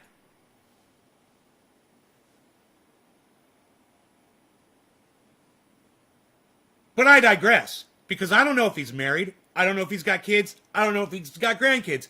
I'm assuming these things because he just seems to go along with the flow of everything.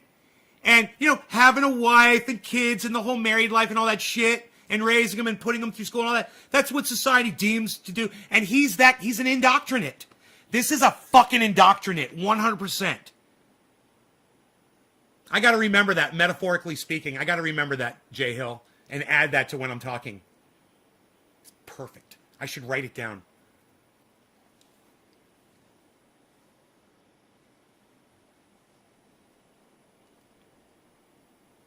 All right, let's go on. We'll keep smoking and listening to this guy because we're about to get to the part that I want you guys to hear. Right now, I'm basically just attacking his nonchalance at the fact of what he's over the facts of what he's covering. He's covering our extinction, right? He says that we're in a car and that we're going to get into an 80 mile an hour collision. But if we do these things, it'll only be a 60 mile an hour collision, which is indistinguishable from an 80 mile an hour collision. But he says, hey, we need to avoid the collision and we need to slam on the handbrake and do a U-E and start going back the other way. This is what I'm saying. We might be in a car and we might be headed for a collision, but it's not that kind of a collision where you're on a highway and you're going towards another vehicle. No. This is where he failed at his analogy and his metaphor. No. We're a car that was going 80 miles an hour and then broke through a fucking barrier and flew off a mountainside cliff, and the bottom is like 1,000 feet down. And we're flying downwards towards that, and that's the analogy. There's no fucking handbrake, you dumbass. You know, he would like to say, and every video that he's ever put up until this day has always been like, there's a fucking handbrake, and here it is. Here's the new battery that's going to change technology. Here's the solar blockers that are going to block the sun. Here's the CO2 eating thing. Here's the plastic eating thing. Here's the thing that's going to plant more trees. And here's the thing that's going to stop using oil. And here's the thing that's going to make fracking for everybody. Everybody's going to be fracking under their homes. And everybody's going to be harvesting fucking energy out of the ground. And we're all going to do this. And we're all going to do that. And I'm like, we're all going to be fucking dead. None of that matters, bro. I mean, and then my whole thing was, oh, you're just not going to talk about it because you're making money off your channel. You're just feeding hope. Once again, kowtowing. You are giving your audience what they want. You know, the Kings had a song. It was called, You Got to Give the People What They Want. That was it. That was the song. Give the people what they want. That's what Donald Trump did for 4 years. There were a lot of people that wanted that. People wanted chaos in the goddamn government. Hey, man, I wouldn't mind subversion and chaos in the government if it was done for the right reasons and aimed at the correct people.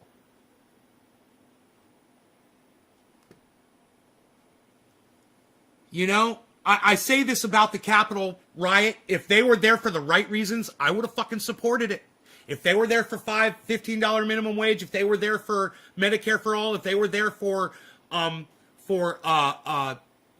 student debt forgiveness, if they were there for recognizing climate, getting out of foreign wars, getting a universal basic income, I would have been supporting that shit. And I think a lot more Americans would have been supporting it too. And I think people would have flocked to the Capitol and probably burnt it to the ground. That would have been that. That would have been the end of our fucking government. And then they are using that guillotine and they are fucking yanking people out of their homes. We're that close to it. And something like this, the realization of what we're really facing, could trigger that. People don't realize this. But this message, now that this fucking cuck bitch is talking about it, it's going mainstream, man. And when someone like this is talking about it, and he's got, I don't know, let's see, he's got 26,000 views. That's a nice start on this video that he just put up yesterday, 2 days ago. He put it up 2 days ago. Well, now we got, about 100, 200, maybe 1,000 because of me are going to see it. Add that on there. And maybe one of you guys will share this video. His video. Go share his video to everybody you know. Go on YouTube. Go find that fucking video. Here, I'll give you the link to it.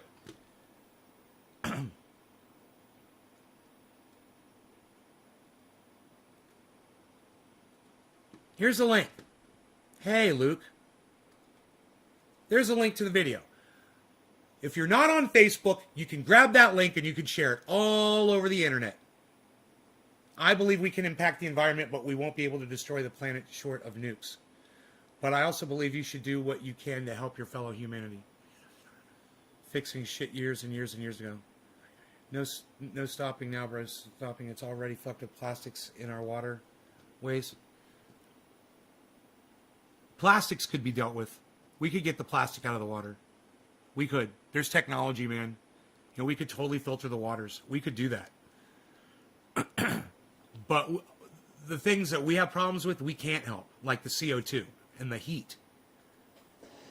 The way to do that in the real world is to rapidly switch off greenhouse gas or GHG emissions. See, he's sticking with the fact that we're on the highway and that we've got an emergency brake and we can do a U-turn and avoid the collision. He literally is saying that we can stop this. I would love to turn this on right now and have Guy McPherson in here with us and watch this and get Guy McPherson's reaction to this bullshit. And I guarantee you, Guy McPherson would laugh, he'd chuckle, and then he would set us all straight and say that this guy doesn't know what the fuck he's talking about. Caused by human activity. And the way we measure that is with a GHG emissions budget that gives the limit to how much we can use up relative to keeping the rise of global mean temperatures to a minimum. The more GHGs we pump out, the hotter the earth becomes. And to simplify things a bit more, the carbon dioxide equivalent value of all greenhouse gases has been calculated so that we can use the more familiar carbon budget that you've no doubt heard about in the media. The Intergovernmental Panel on Climate Change, or IPCC, estimated in 2018 that if we wanted to have just a 66% chance of staying below 1.5 degrees Celsius of warming, then we could afford to emit no more than 420 billion tonnes of carbon dioxide equivalent between that date and the end of the century. And you might be thinking that gives us loads of time to sort it all out. And you'd be wrong. We put about 40 billion tonnes of carbon dioxide into the atmosphere every year. So on our current path, we'll have used up all of that budget by 2030, 9 years from now. And that's assuming we avoid all that climate scientists Megsy and Steve Running, cheers. After that, we'll be scrambling to build vastly expensive machines and infrastructure to try and suck carbon dioxide back out of the air again and find somewhere to put it. And you can't easily wrap up 40,000 million tonnes of anything and just pop it away in a downstairs cupboard every year. The challenge is enormous, and it's one that every nation on earth now faces. Might be tempting to point a finger at other large industrialised The countries challenge is and enormous. say, well, they're not doing enough, so Grandpa. why should we bother? But here in the global north, we're historically responsible for the vast majority of cumulative carbon dioxide emissions going all the way back to the Industrial Revolution. The Paris Agreement includes principles of fairness, which means rich countries who've emitted the most over time should be contributing over and above emerging economies. So each country probably needs to focus on getting their own house in order before they start pontificating about the progress of others. Here in the UK, our Parliament passed a Climate Change Act way back in 2008, which put in place a set of 5-year carbon budgets setting a statutory cap on total greenhouse gas emissions between 2008 and 2032. How'd that work out? The fourth of those budgets covers the years 2023 to 2027, and the fifth budget covers 2028 to 2032. We ain't making it that far. That legislation was certainly groundbreaking at the time, and it provided a model for many other countries to follow. But the targets are now woefully out of date and in desperate need of an upgrade. It's not until we reached the sixth budget, set just in September 2020, for emissions between 2033 and 37, that our activities fall in line with the 2050 net zero carbon target recently set by our Prime Minister. The UK government points to a track record of reducing greenhouse gas emissions by 40% since 1990, but a good deal of that has been achieved by outsourcing much of our manufacturing to other countries around the world and handing the emissions problem over to them. That's a cop-out. If those outsourced emissions were properly accounted for, then the real UK reduction since 1990 would most likely only be somewhere between 10 and 15%. And until this sixth budget was published, there'd been no accounting for the not insignificant emissions from shipping and aviation either. Even ignoring all their emissions, we're not actually on track to meet either the fourth or fifth budgets anyway. So things are really not quite as rosy as some government ministers may like us to think. And it gets worse. This country's own Climate Change Committee recently highlighted that our government has failed to meet 17 of its 21 progress indicators, and only 2 out of 31 key milestones have been achieved. So in 2020, new legislation to fundamentally address the deficiencies in our environmental policies was tabled in Parliament by the MP Caroline Lucas. It's called the Climate and Ecological Emergency, or CEE Bill. It's not aligned with any one political party. It was researched and developed by an organisation called the CEE Bill Alliance, based on the best scientific evidence from world-leading experts in the field.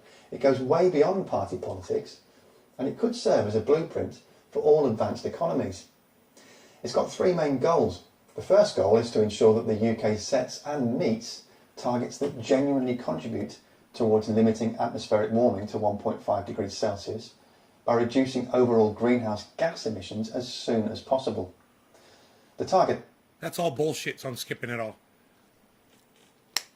What these motherfuckers are doing and proposing isn't a drop in the bucket. And he knows it. This motherfucker knows it. This fucking cunt. Been held in the past in Canada and the Netherlands, and perhaps most notably in Ireland, where they were very successfully used to broach and resolve the previously politically untouchable issues of same-sex marriage and abortion. In 2019, let me look that up in Google, bro. Convention on Climate to come up with measures that will enable that country to reduce its greenhouse gas emissions by at least 40% by 2030. And here's where you and I come in. Although it might not feel like it sometimes, members of the UK Parliament work for their constituents. That's the only reason they exist. Nothing in the news. You and me. UK residents can email or write to their local constituency MPs, who are obliged to respond. You can even book an appointment to see them in person. So why not contact your elected representative to find out where they stand on the bill? Nothing in the news about it. You might think your one voice won't make any difference. But we're extremely fortunate to live in a democratic society where collective action is still important. So if an MP suddenly starts getting dozens of letters and phone calls about a single issue, then they do tend to sit up and listen, knowing full well that their career may be jeopardised at the next election if they ignore the wishes of their voting public. The contact details for all MPs are freely available at this government This website. motherfucker thinks he's got it I'll all leave that figured link out. in the description section below the So video. simple. I'll also leave a link to this Also CEE leave a Bill link. Alliance website, Alliance. where you can get really useful resources like Twitter templates and information to include in a letter or email. There's also a facility to check if you've received a standard letter back from your MP rather than a personal reply. And there's advice on how to respond to that. At the time of making this program, there are 100 MPs already publicly backing the bill. The names of those MPs are scrolling across your screen now. If one of them is your MP, then that's fantastic. Maybe send them a quick email to say well done. But that does leave 550 MPs who are yet to express their support. And there are currently no... This fucking cunt literally thinks that contacting politicians and telling them they're doing a good job is the solution. And he thinks he's got it all. Listen to his attitude. He thinks he's got it all figured out. This is all we have to do. Just contact these politicians and tell them, great job. No Conservative MPs on the list. So if there was ever a time for the great British public to demonstrate their collective influencing power, then this surely is it.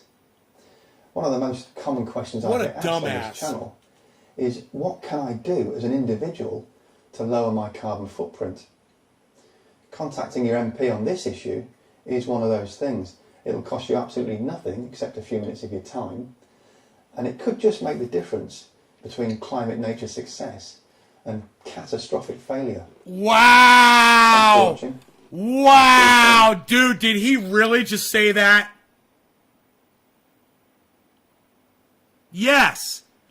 You contacting your MP and asking what you can do to reduce your carbon footprint will stop our extinction. If you don't think that's fucking psychotic, you're definitely watching the wrong show. If you think that there's hope for humanity in bullshit like this, you're definitely watching the wrong show.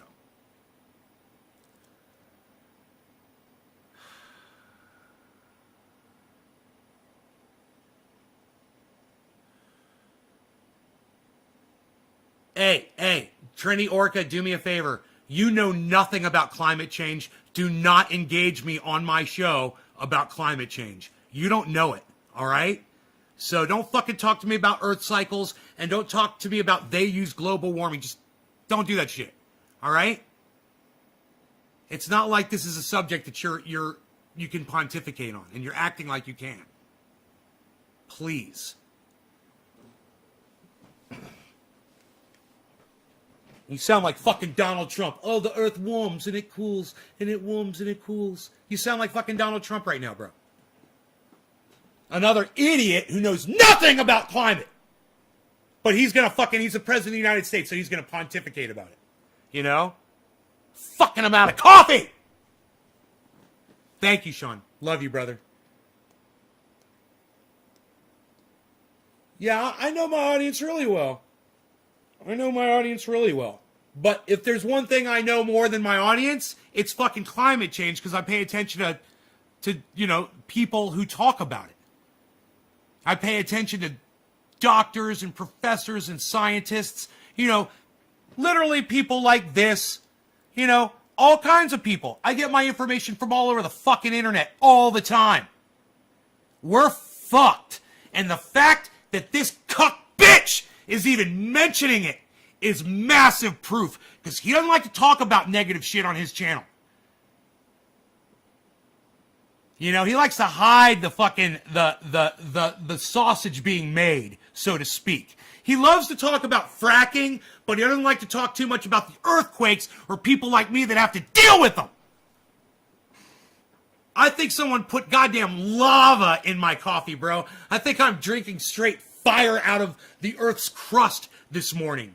Michael Goldsmith, what's up? Good question. What kind of coffee are you drinking? I'm drinking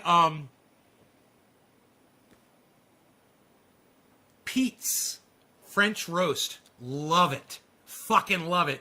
With international creamer. It's vanilla ice cream, vanilla creamer or something like that. Creamer. It's really fucking good with whipped cream. I'll put all of your butter with some whipped cream. I love my trendy orca. I love my trendy orca. You go start listening to Guy McPherson, Sean, and then you can come in here and you can teach me a thing or two about climate. And you can learn about the cycles of the earth. The most important thing you have to realize, Sean, is this. The mankind is going extinct much faster than anybody is letting you know about. Okay? This is proof right here. Now, I want you to go back and I want you to listen to what he says about the insects. This is how he starts the whole video. He says, the insects are all dying, right? But all we have to do is find out how to reduce our carbon footprint. And that's going to save everything. Can you believe we went from 85% of the insects are extinct to, oh yeah, you just have to stop eating meat and everything's going to be fine. That's going to bring the insects back. Article was published by a team of ecology and entomology experts from Germany, the Netherlands and the UK. 27-year study. 27-year field 27-year study. Insect diversity. 27 years. Our analysis estimates a seasonal decline of 76% and midsummer decline of 82%. 82%. 82% of insect biomass, he says. It's not good. In flying insect biomass over the 27 years of the study. Karen, listen. If you want to be smart like me, go follow people on YouTube who are smart and listen to them and pay attention to what they say. Go watch Thunderfoot. Watch this fucking asshole. You know, go watch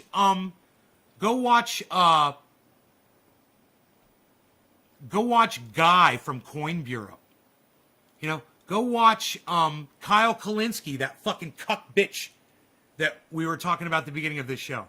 Are you subscribed to any of these people yet? You know, go watch, Professor Dave Explains, Karen. Go subscribe to Professor Dave Explains on YouTube. In fact, all of you, go subscribe to Professor Dave Explains on YouTube. Go subscribe to Simon Dan. Subscribe to Simon Dan. Subscribe to Professor Dave Explains. Subscribe to Thunderfoot with 2 zeros.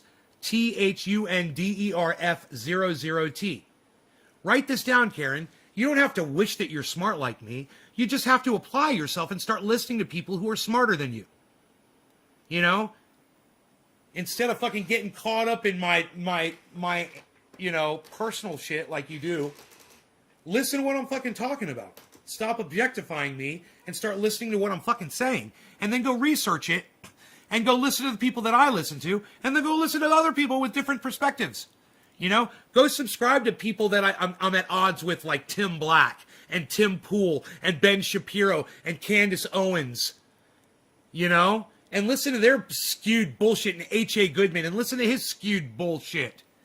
But go listen to other people. Go apply yourself. You know? Don't be lazy. You're fucking lazy. If you're not intelligent, you're just lazy. Eddie! What's up, buddy? You're subscribed to them all? Are they rubbing off on you, Eddie? Does listening to all those people rub off on you, man? And make a difference in your life? Graham Elwood, Ron Placone, Jimmy Dore. Are you guys subscribed to Ron Placone, Jimmy Dore, and Graham Elwood? Lee Camp. Are you subscribed to Lee Camp on YouTube? Those of you that ever come in here and say that I wish I was intelligent like you, and then you tell me you're not subscribed to Ron Placone, you're not subscribed to Jimmy Dore, you're not subscribed to Graham Elwood, you're not subscribed to Lee Camp. Dude, you guys are fucking lazy. You know, if you're not complaining about it, okay, you know, like Billy Ballantyne, he doesn't want to watch other people. He said, I just like watching you. And I understand, Billy's a pretty smart dude.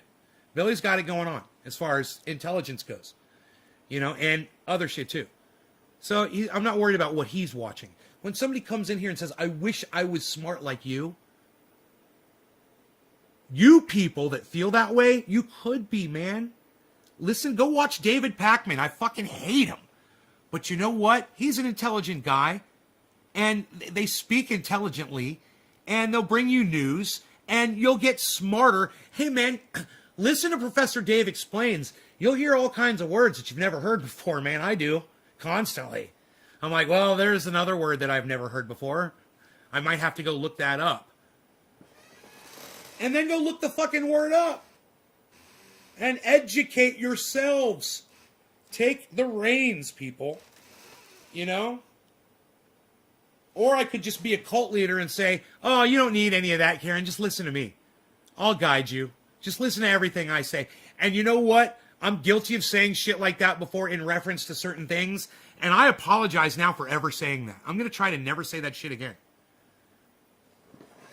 You guys, listen to me, but then go listen to all these other people, and then go listen to the people that disagree with me.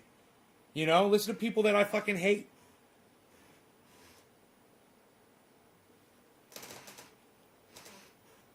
Looking from a different point of view is better.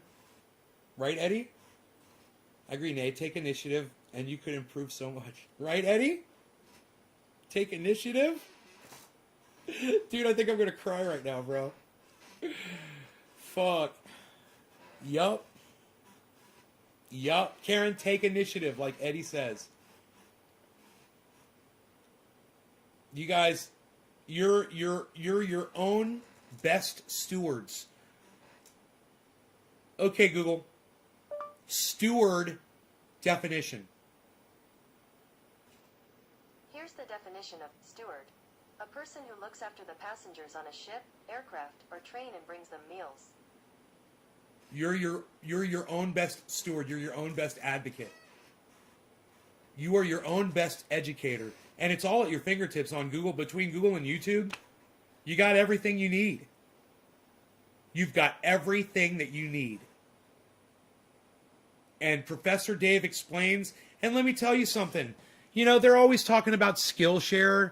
I never go there because I got YouTube, and you got YouTube as well.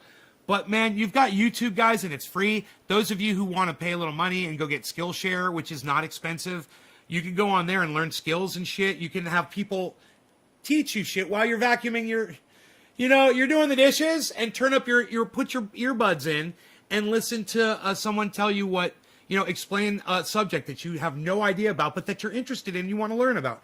Carpentry, sailing.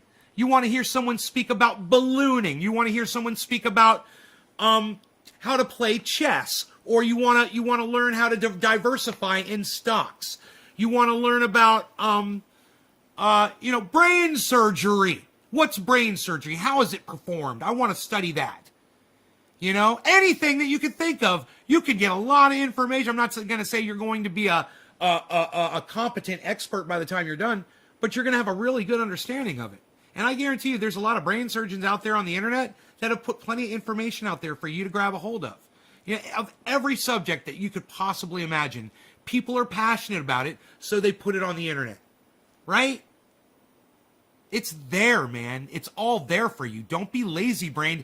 If you don't want to go to your grave and have learned nothing and have accomplished nothing, then go fucking watch some goddamn podcasts, man. Go watch some uploads. Put in the earbuds and listen to people talk. Professor Dave Explains. Professor Dave Explains. Professor Dave Explains. Professor Dave Explains. Professor Dave Explains. Professor Dave Explains. I hit enter. Why aren't you going? There you go. Subscribed. Now look, this is Professor Dave Explains, right? Watch this. Playlists. Go to Professor Dave Explains, click on playlists, right? We've got mycology. You guys are interested in mushrooms? We've got botany. We've got the history of drugs. We've got Get to Know a Scientist, Pharmacology, Debunkings, Debates, and Discussions. There's 22 fucking videos there. Microbiology, Infectious Diseases, 43 fucking videos. Biopsychology, 20 videos. Advanced Math, 8 videos. Chemistry Practiced, 36 videos. Professor Dave Debates Podcast, 26 videos. Linear Algebra, 21 videos. General Chemistry Practice, 40 videos. Anatomy and Physiology, 26 videos. Astronomy, Astrophysics, 45 videos. Calculus. You ever wonder what calculus is? Or how it's performed? 35 fucking videos. Geometry, 15 videos. Algebra 1 and 2, 48 videos. Trigonometry, 11 videos. Italian. You want to learn to speak Italian? 100. Buongiorno! Hey! 121 Italian language instructional videos. Biology Genetics, 35 videos. DNA is the molecule of life. Classical Physics Practice, 12 videos. Mathematics, all of it, 165 videos. American History, 44 videos. Ask Professor Dave, 5 videos. Modern Physics, 24 videos. Classical Physics, 39 videos. That's it. Sorry, that's all he offers. And then there's all of his videos as well. And you just click on videos. And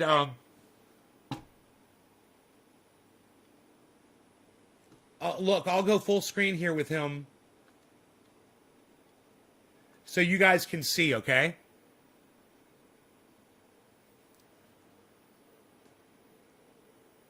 He's got a history thing there. Ronald Reagan, the end of the Cold War, 1981 and 1989. That's interesting. He talks about that fucking thing, that giant rock that was floating around, floating past Earth. Organic chemistry, visualizing the human brain. This is the one we were just watching right here. Quantum mysticism is stupid. With Deepak Chopra, that was awesome. That was an awesome video.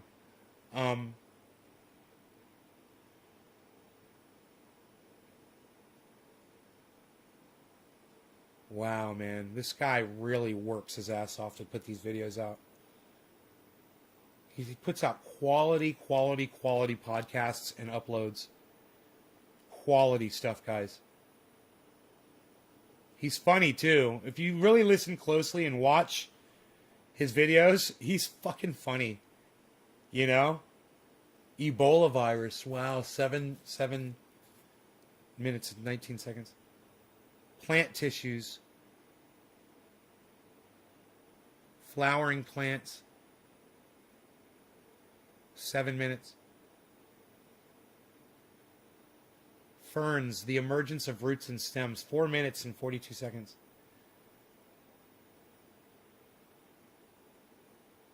John F. Kennedy, 61 to 63.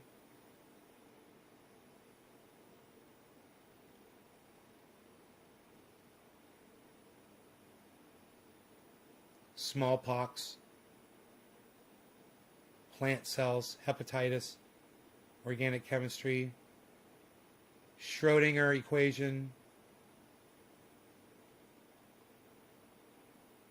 flat Earth without using science, destroying flat Earth, quasars, warped space-time, mechanisms of natural selection, conflict, spite. It's not giving me the title because YouTube sucks my dick. Oh, wait. Yeah, YouTube sucks my dick. They do.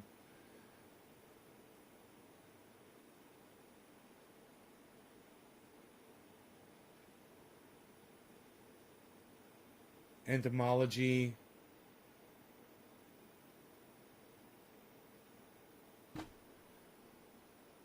Debate.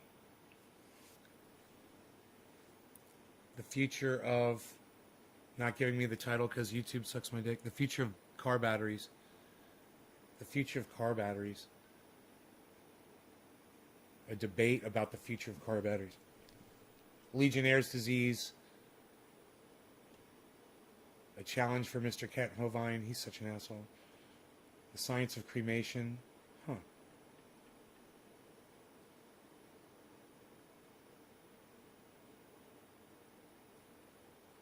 A lot of science and math stuff, guys. A lot of history. Theodore Roosevelt, the Rough Rider, 12 minutes, 40 seconds. It's like a whole high school and college, guys, all on one single. You get an entire high school and college education on a single free website. It's all right here for free. If you wanted to be intelligent, you could just go here and learn anything you wanted to learn. Italian vocabulary, flowers and trees. Organic reactions. Another debate. Are we all mentally ill? Huh. Interesting. Pronouns in Italian. A tour of the universe with space engine. Huh. Let's watch that. Let's see what that is. Oh, get off my screen, you fucking egg-headed bitch. You fucking liar. Grow some fucking hair like Professor Dave, motherfucker. Be a real man. Cuck, bitch. Oh, yeah, the whole planet's going extinct. Carbon footprint.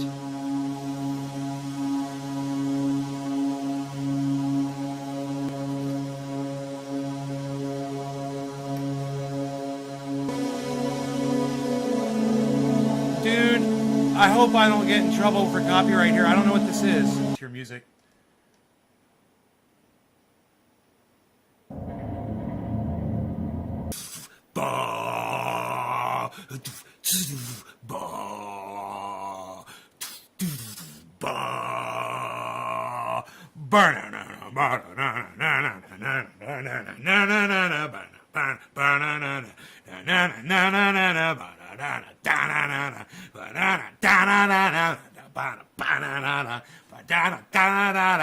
Does that fucking remember that track on the Van Halen album? That shit was great. That shit was great, man. Psst. Yeah. Yeah. Anyway, let Professor Dave Explains know that I sent you there, please. Please, tell him that I sent you. I get a lot out of his videos. But his method of speaking, man. Let's just find something that I want to look at here. Let's see. Introduction to Economics. Here, let's listen to this.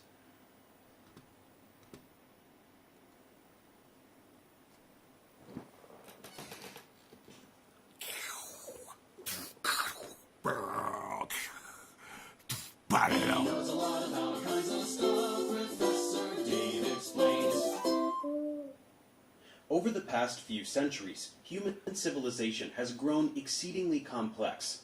Unlike the primitive bartering of ancient cultural centers, global economy, which necessitates the physically intangible forms.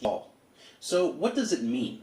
Upon hearing the word economics, one would certainly think about money, but more specifically the manner in which wealth is distributed, or perhaps immediately personal and relatable concepts like wages and taxes. Then there are slightly more large-scale concepts like recessions, gross domestic product, and the stock market. However, most of these concepts belong to the realm of macroeconomics, which involves looking at national and global economies. In this series, we will start out with an in-depth survey of microeconomics, which involves studying how economics affects individual decisions, the kind that we all make every day. This will give us the context and foundational knowledge to then expand into macroeconomics, such that all of these larger concepts will suddenly be more relatable. And finally, to wrap up the series, we will look at personal economics, which involves examining how we use economic foundations to navigate our lives. That means we will go over budgeting, bank accounts, and even things like how to use a credit card. But before we get to all of these topics, we have to start at the very beginning, and boiled down to its essence, economics all comes down to choice. For example, if you are watching this video, you made a choice to watch it. Now, it's possible that a teacher may be compelling you to watch this right now, but regardless, someone made a choice. You could be doing 1,000 other things at this moment, like riding a bike, or making tortellini, but out of all of those things, you're here on my channel. First, thanks for watching, of course. And second, the fact that you made the choice to watch this video is a fantastic example for demonstrating what economics is on the fundamental level. Economics is the study of how we make choices based on scarcity. One of the most important concepts in economics is scarcity. Scarcity is a term that simply refers to the fact that we have endless wants and needs, but a limited amount of resources to fulfill those wants and needs. To be clear with our terminology, a resource is anything that is useful to us. This doesn't strictly refer to natural resources like water. This term could refer to your teacher, this video, or the pen and paper you take notes with, presuming that you are taking notes right now like a good student. But regardless of the type of resource, they all have limits. I love his If there fucking was an humor, endless the way he supply of says it everything, like this. Economics would not exist. We are constantly weighing our wants and needs to make choices due to scarcity. And the three most common examples of limited resources are time, money, and energy. For example, let's say that you need to learn economics. Perhaps you don't have the time to watch all of my economics tutorials because you're busy at your job. Perhaps you don't have the money to pay for economics instruction at a university. Or perhaps you don't have the energy or the patience to sit and practice working through many difficult economics problems. The limited amounts of these resources can have an impact on one's ability to fulfill this need of learning economics. To define some and the choices that we make. So together, let's learn all about economics, such that we can better understand why we make the choices that we do, and potentially make more informed decisions in the future. Thanks for watching. Subscribe to my channel for more tutorials. Support me on Patreon so I can keep making content. And as always, feel free to email me, ProfessorDaveExplains@gmail.com.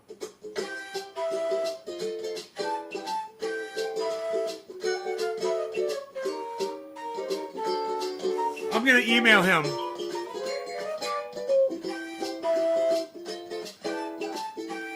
Dude, I love the fucking music. He's so funny. He's so fucking funny, man. With his head. It's so fucking funny, man. I love the intro. Watch the intro again, guys. He knows a lot about all kinds of stuff. Professor Dave Explains. I fucking love that, man. It's the best. Let's listen to it again. I want to hear it again. He knows a lot about all kinds of stuff. Professor. He knows a lot about what? He knows a lot about all kinds of stuff. He knows a lot about what stuff? He knows a lot about what stuff? He knows a lot about all kinds of stuff. Oh, amazing stuff. He knows a lot about amazing stuff. He knows a lot about amazing stuff. He knows a lot about all kinds of stuff. Oh! Professor Dave. All kinds. He knows a lot about all kinds of stuff. Okay. He knows a lot about all kinds of stuff. He knows a lot about all kinds of stuff. Professor Dave Explains. Oh, it's the best. Okay, so let's write him an email. Oh, wait, I want to write him from at Nate's Garden email.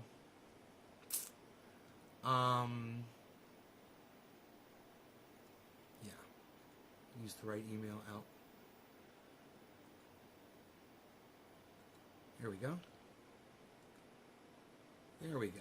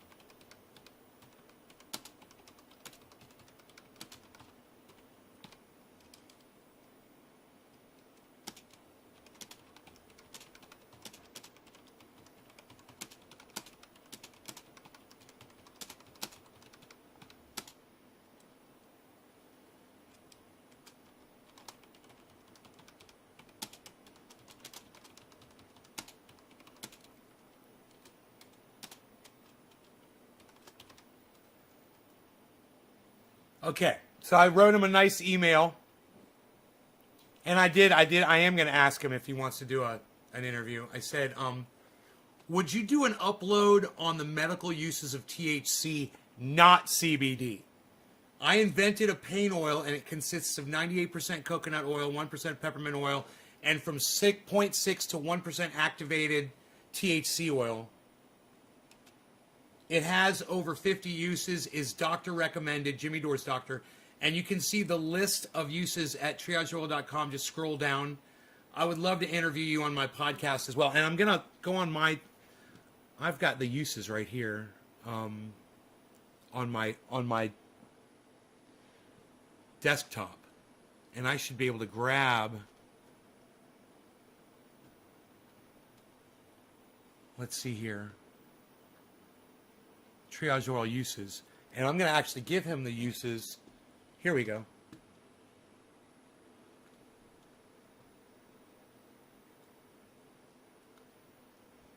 Okay.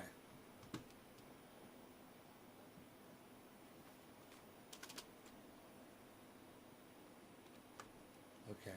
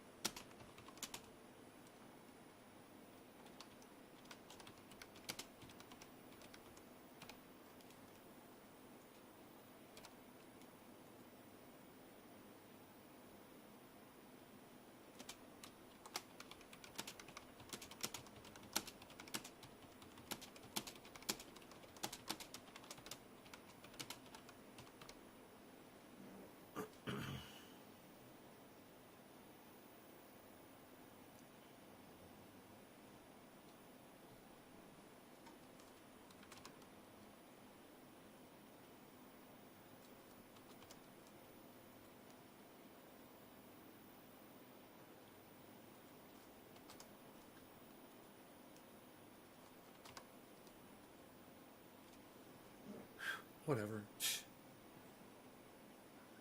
think we're good here.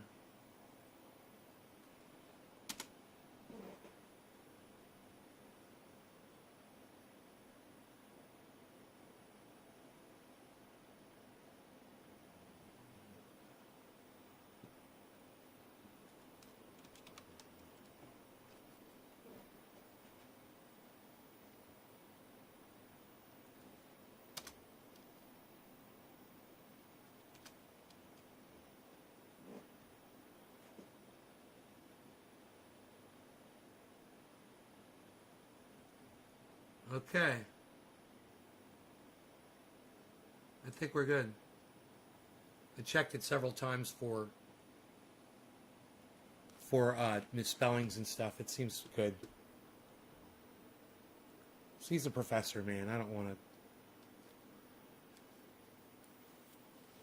want to have him spell check my letter. He's a professor, man. He might get out his red pen and start crossing things out and shit. Kinds of cheers, crypto bong hitting with 29. Hell yeah. All right, you guys, I hope you enjoyed the show, and I will see you on this afternoon's, okay? You guys take care. I can't believe we were live for 2.5 hours. What a show, huh? All right, you guys, be safe. Love you guys. You're the best audience on the goddamn planet. I appreciate you guys so much. Take care, y'all. Bye-bye. He knows what? Dude, there is literally a goddamn brown recluse spider on my fucking monitor. What the fuck? Dude, look. Right there. There's a fucking brown recluse spider on my fucking monitor. Do you see it? Look at that shit. The fuck? Weapon of destruction. Give me a fucking weapon of destruction here. Fucking A, dude. Ugh. I don't think he could have survived that. I don't know where he went, but I fucking hit the fuck out of him. I'm so sick of seeing these motherfuckers, man. Holy shit.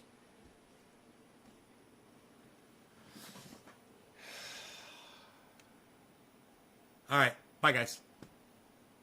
He's dead somewhere, I'll find him. I'll fucking nail that motherfucker.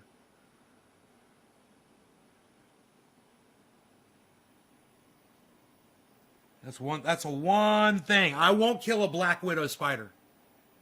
I will not kill a black widow. But I will kill a fucking brown recluse. You know, the cutoff is black widows. Love them. Love black widows.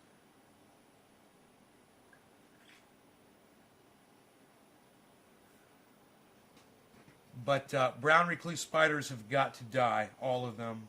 And they are proof of no God. Proof. Brown recluse spiders, if you've ever been bit by one, or your dog or cat ever comes home with a little bite and then all of a sudden it starts opening up and it starts oozing and it gets like gangrene and shit and it doesn't get any better and you got to stitch it up. Yeah, proof of no God. Brown recluse spiders. All right. Bye, guys. Oh, wait. Let me check these fucking numbers here and just make sure I didn't get fucked on the goddamn numbers. Just kind of curious here. Checking my numbers. There's 14 of you guys. It's fucking awesome. I love it. Let me see if it's really 14.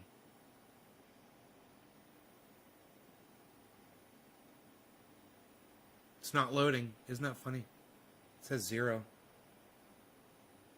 All right, let's refresh the page.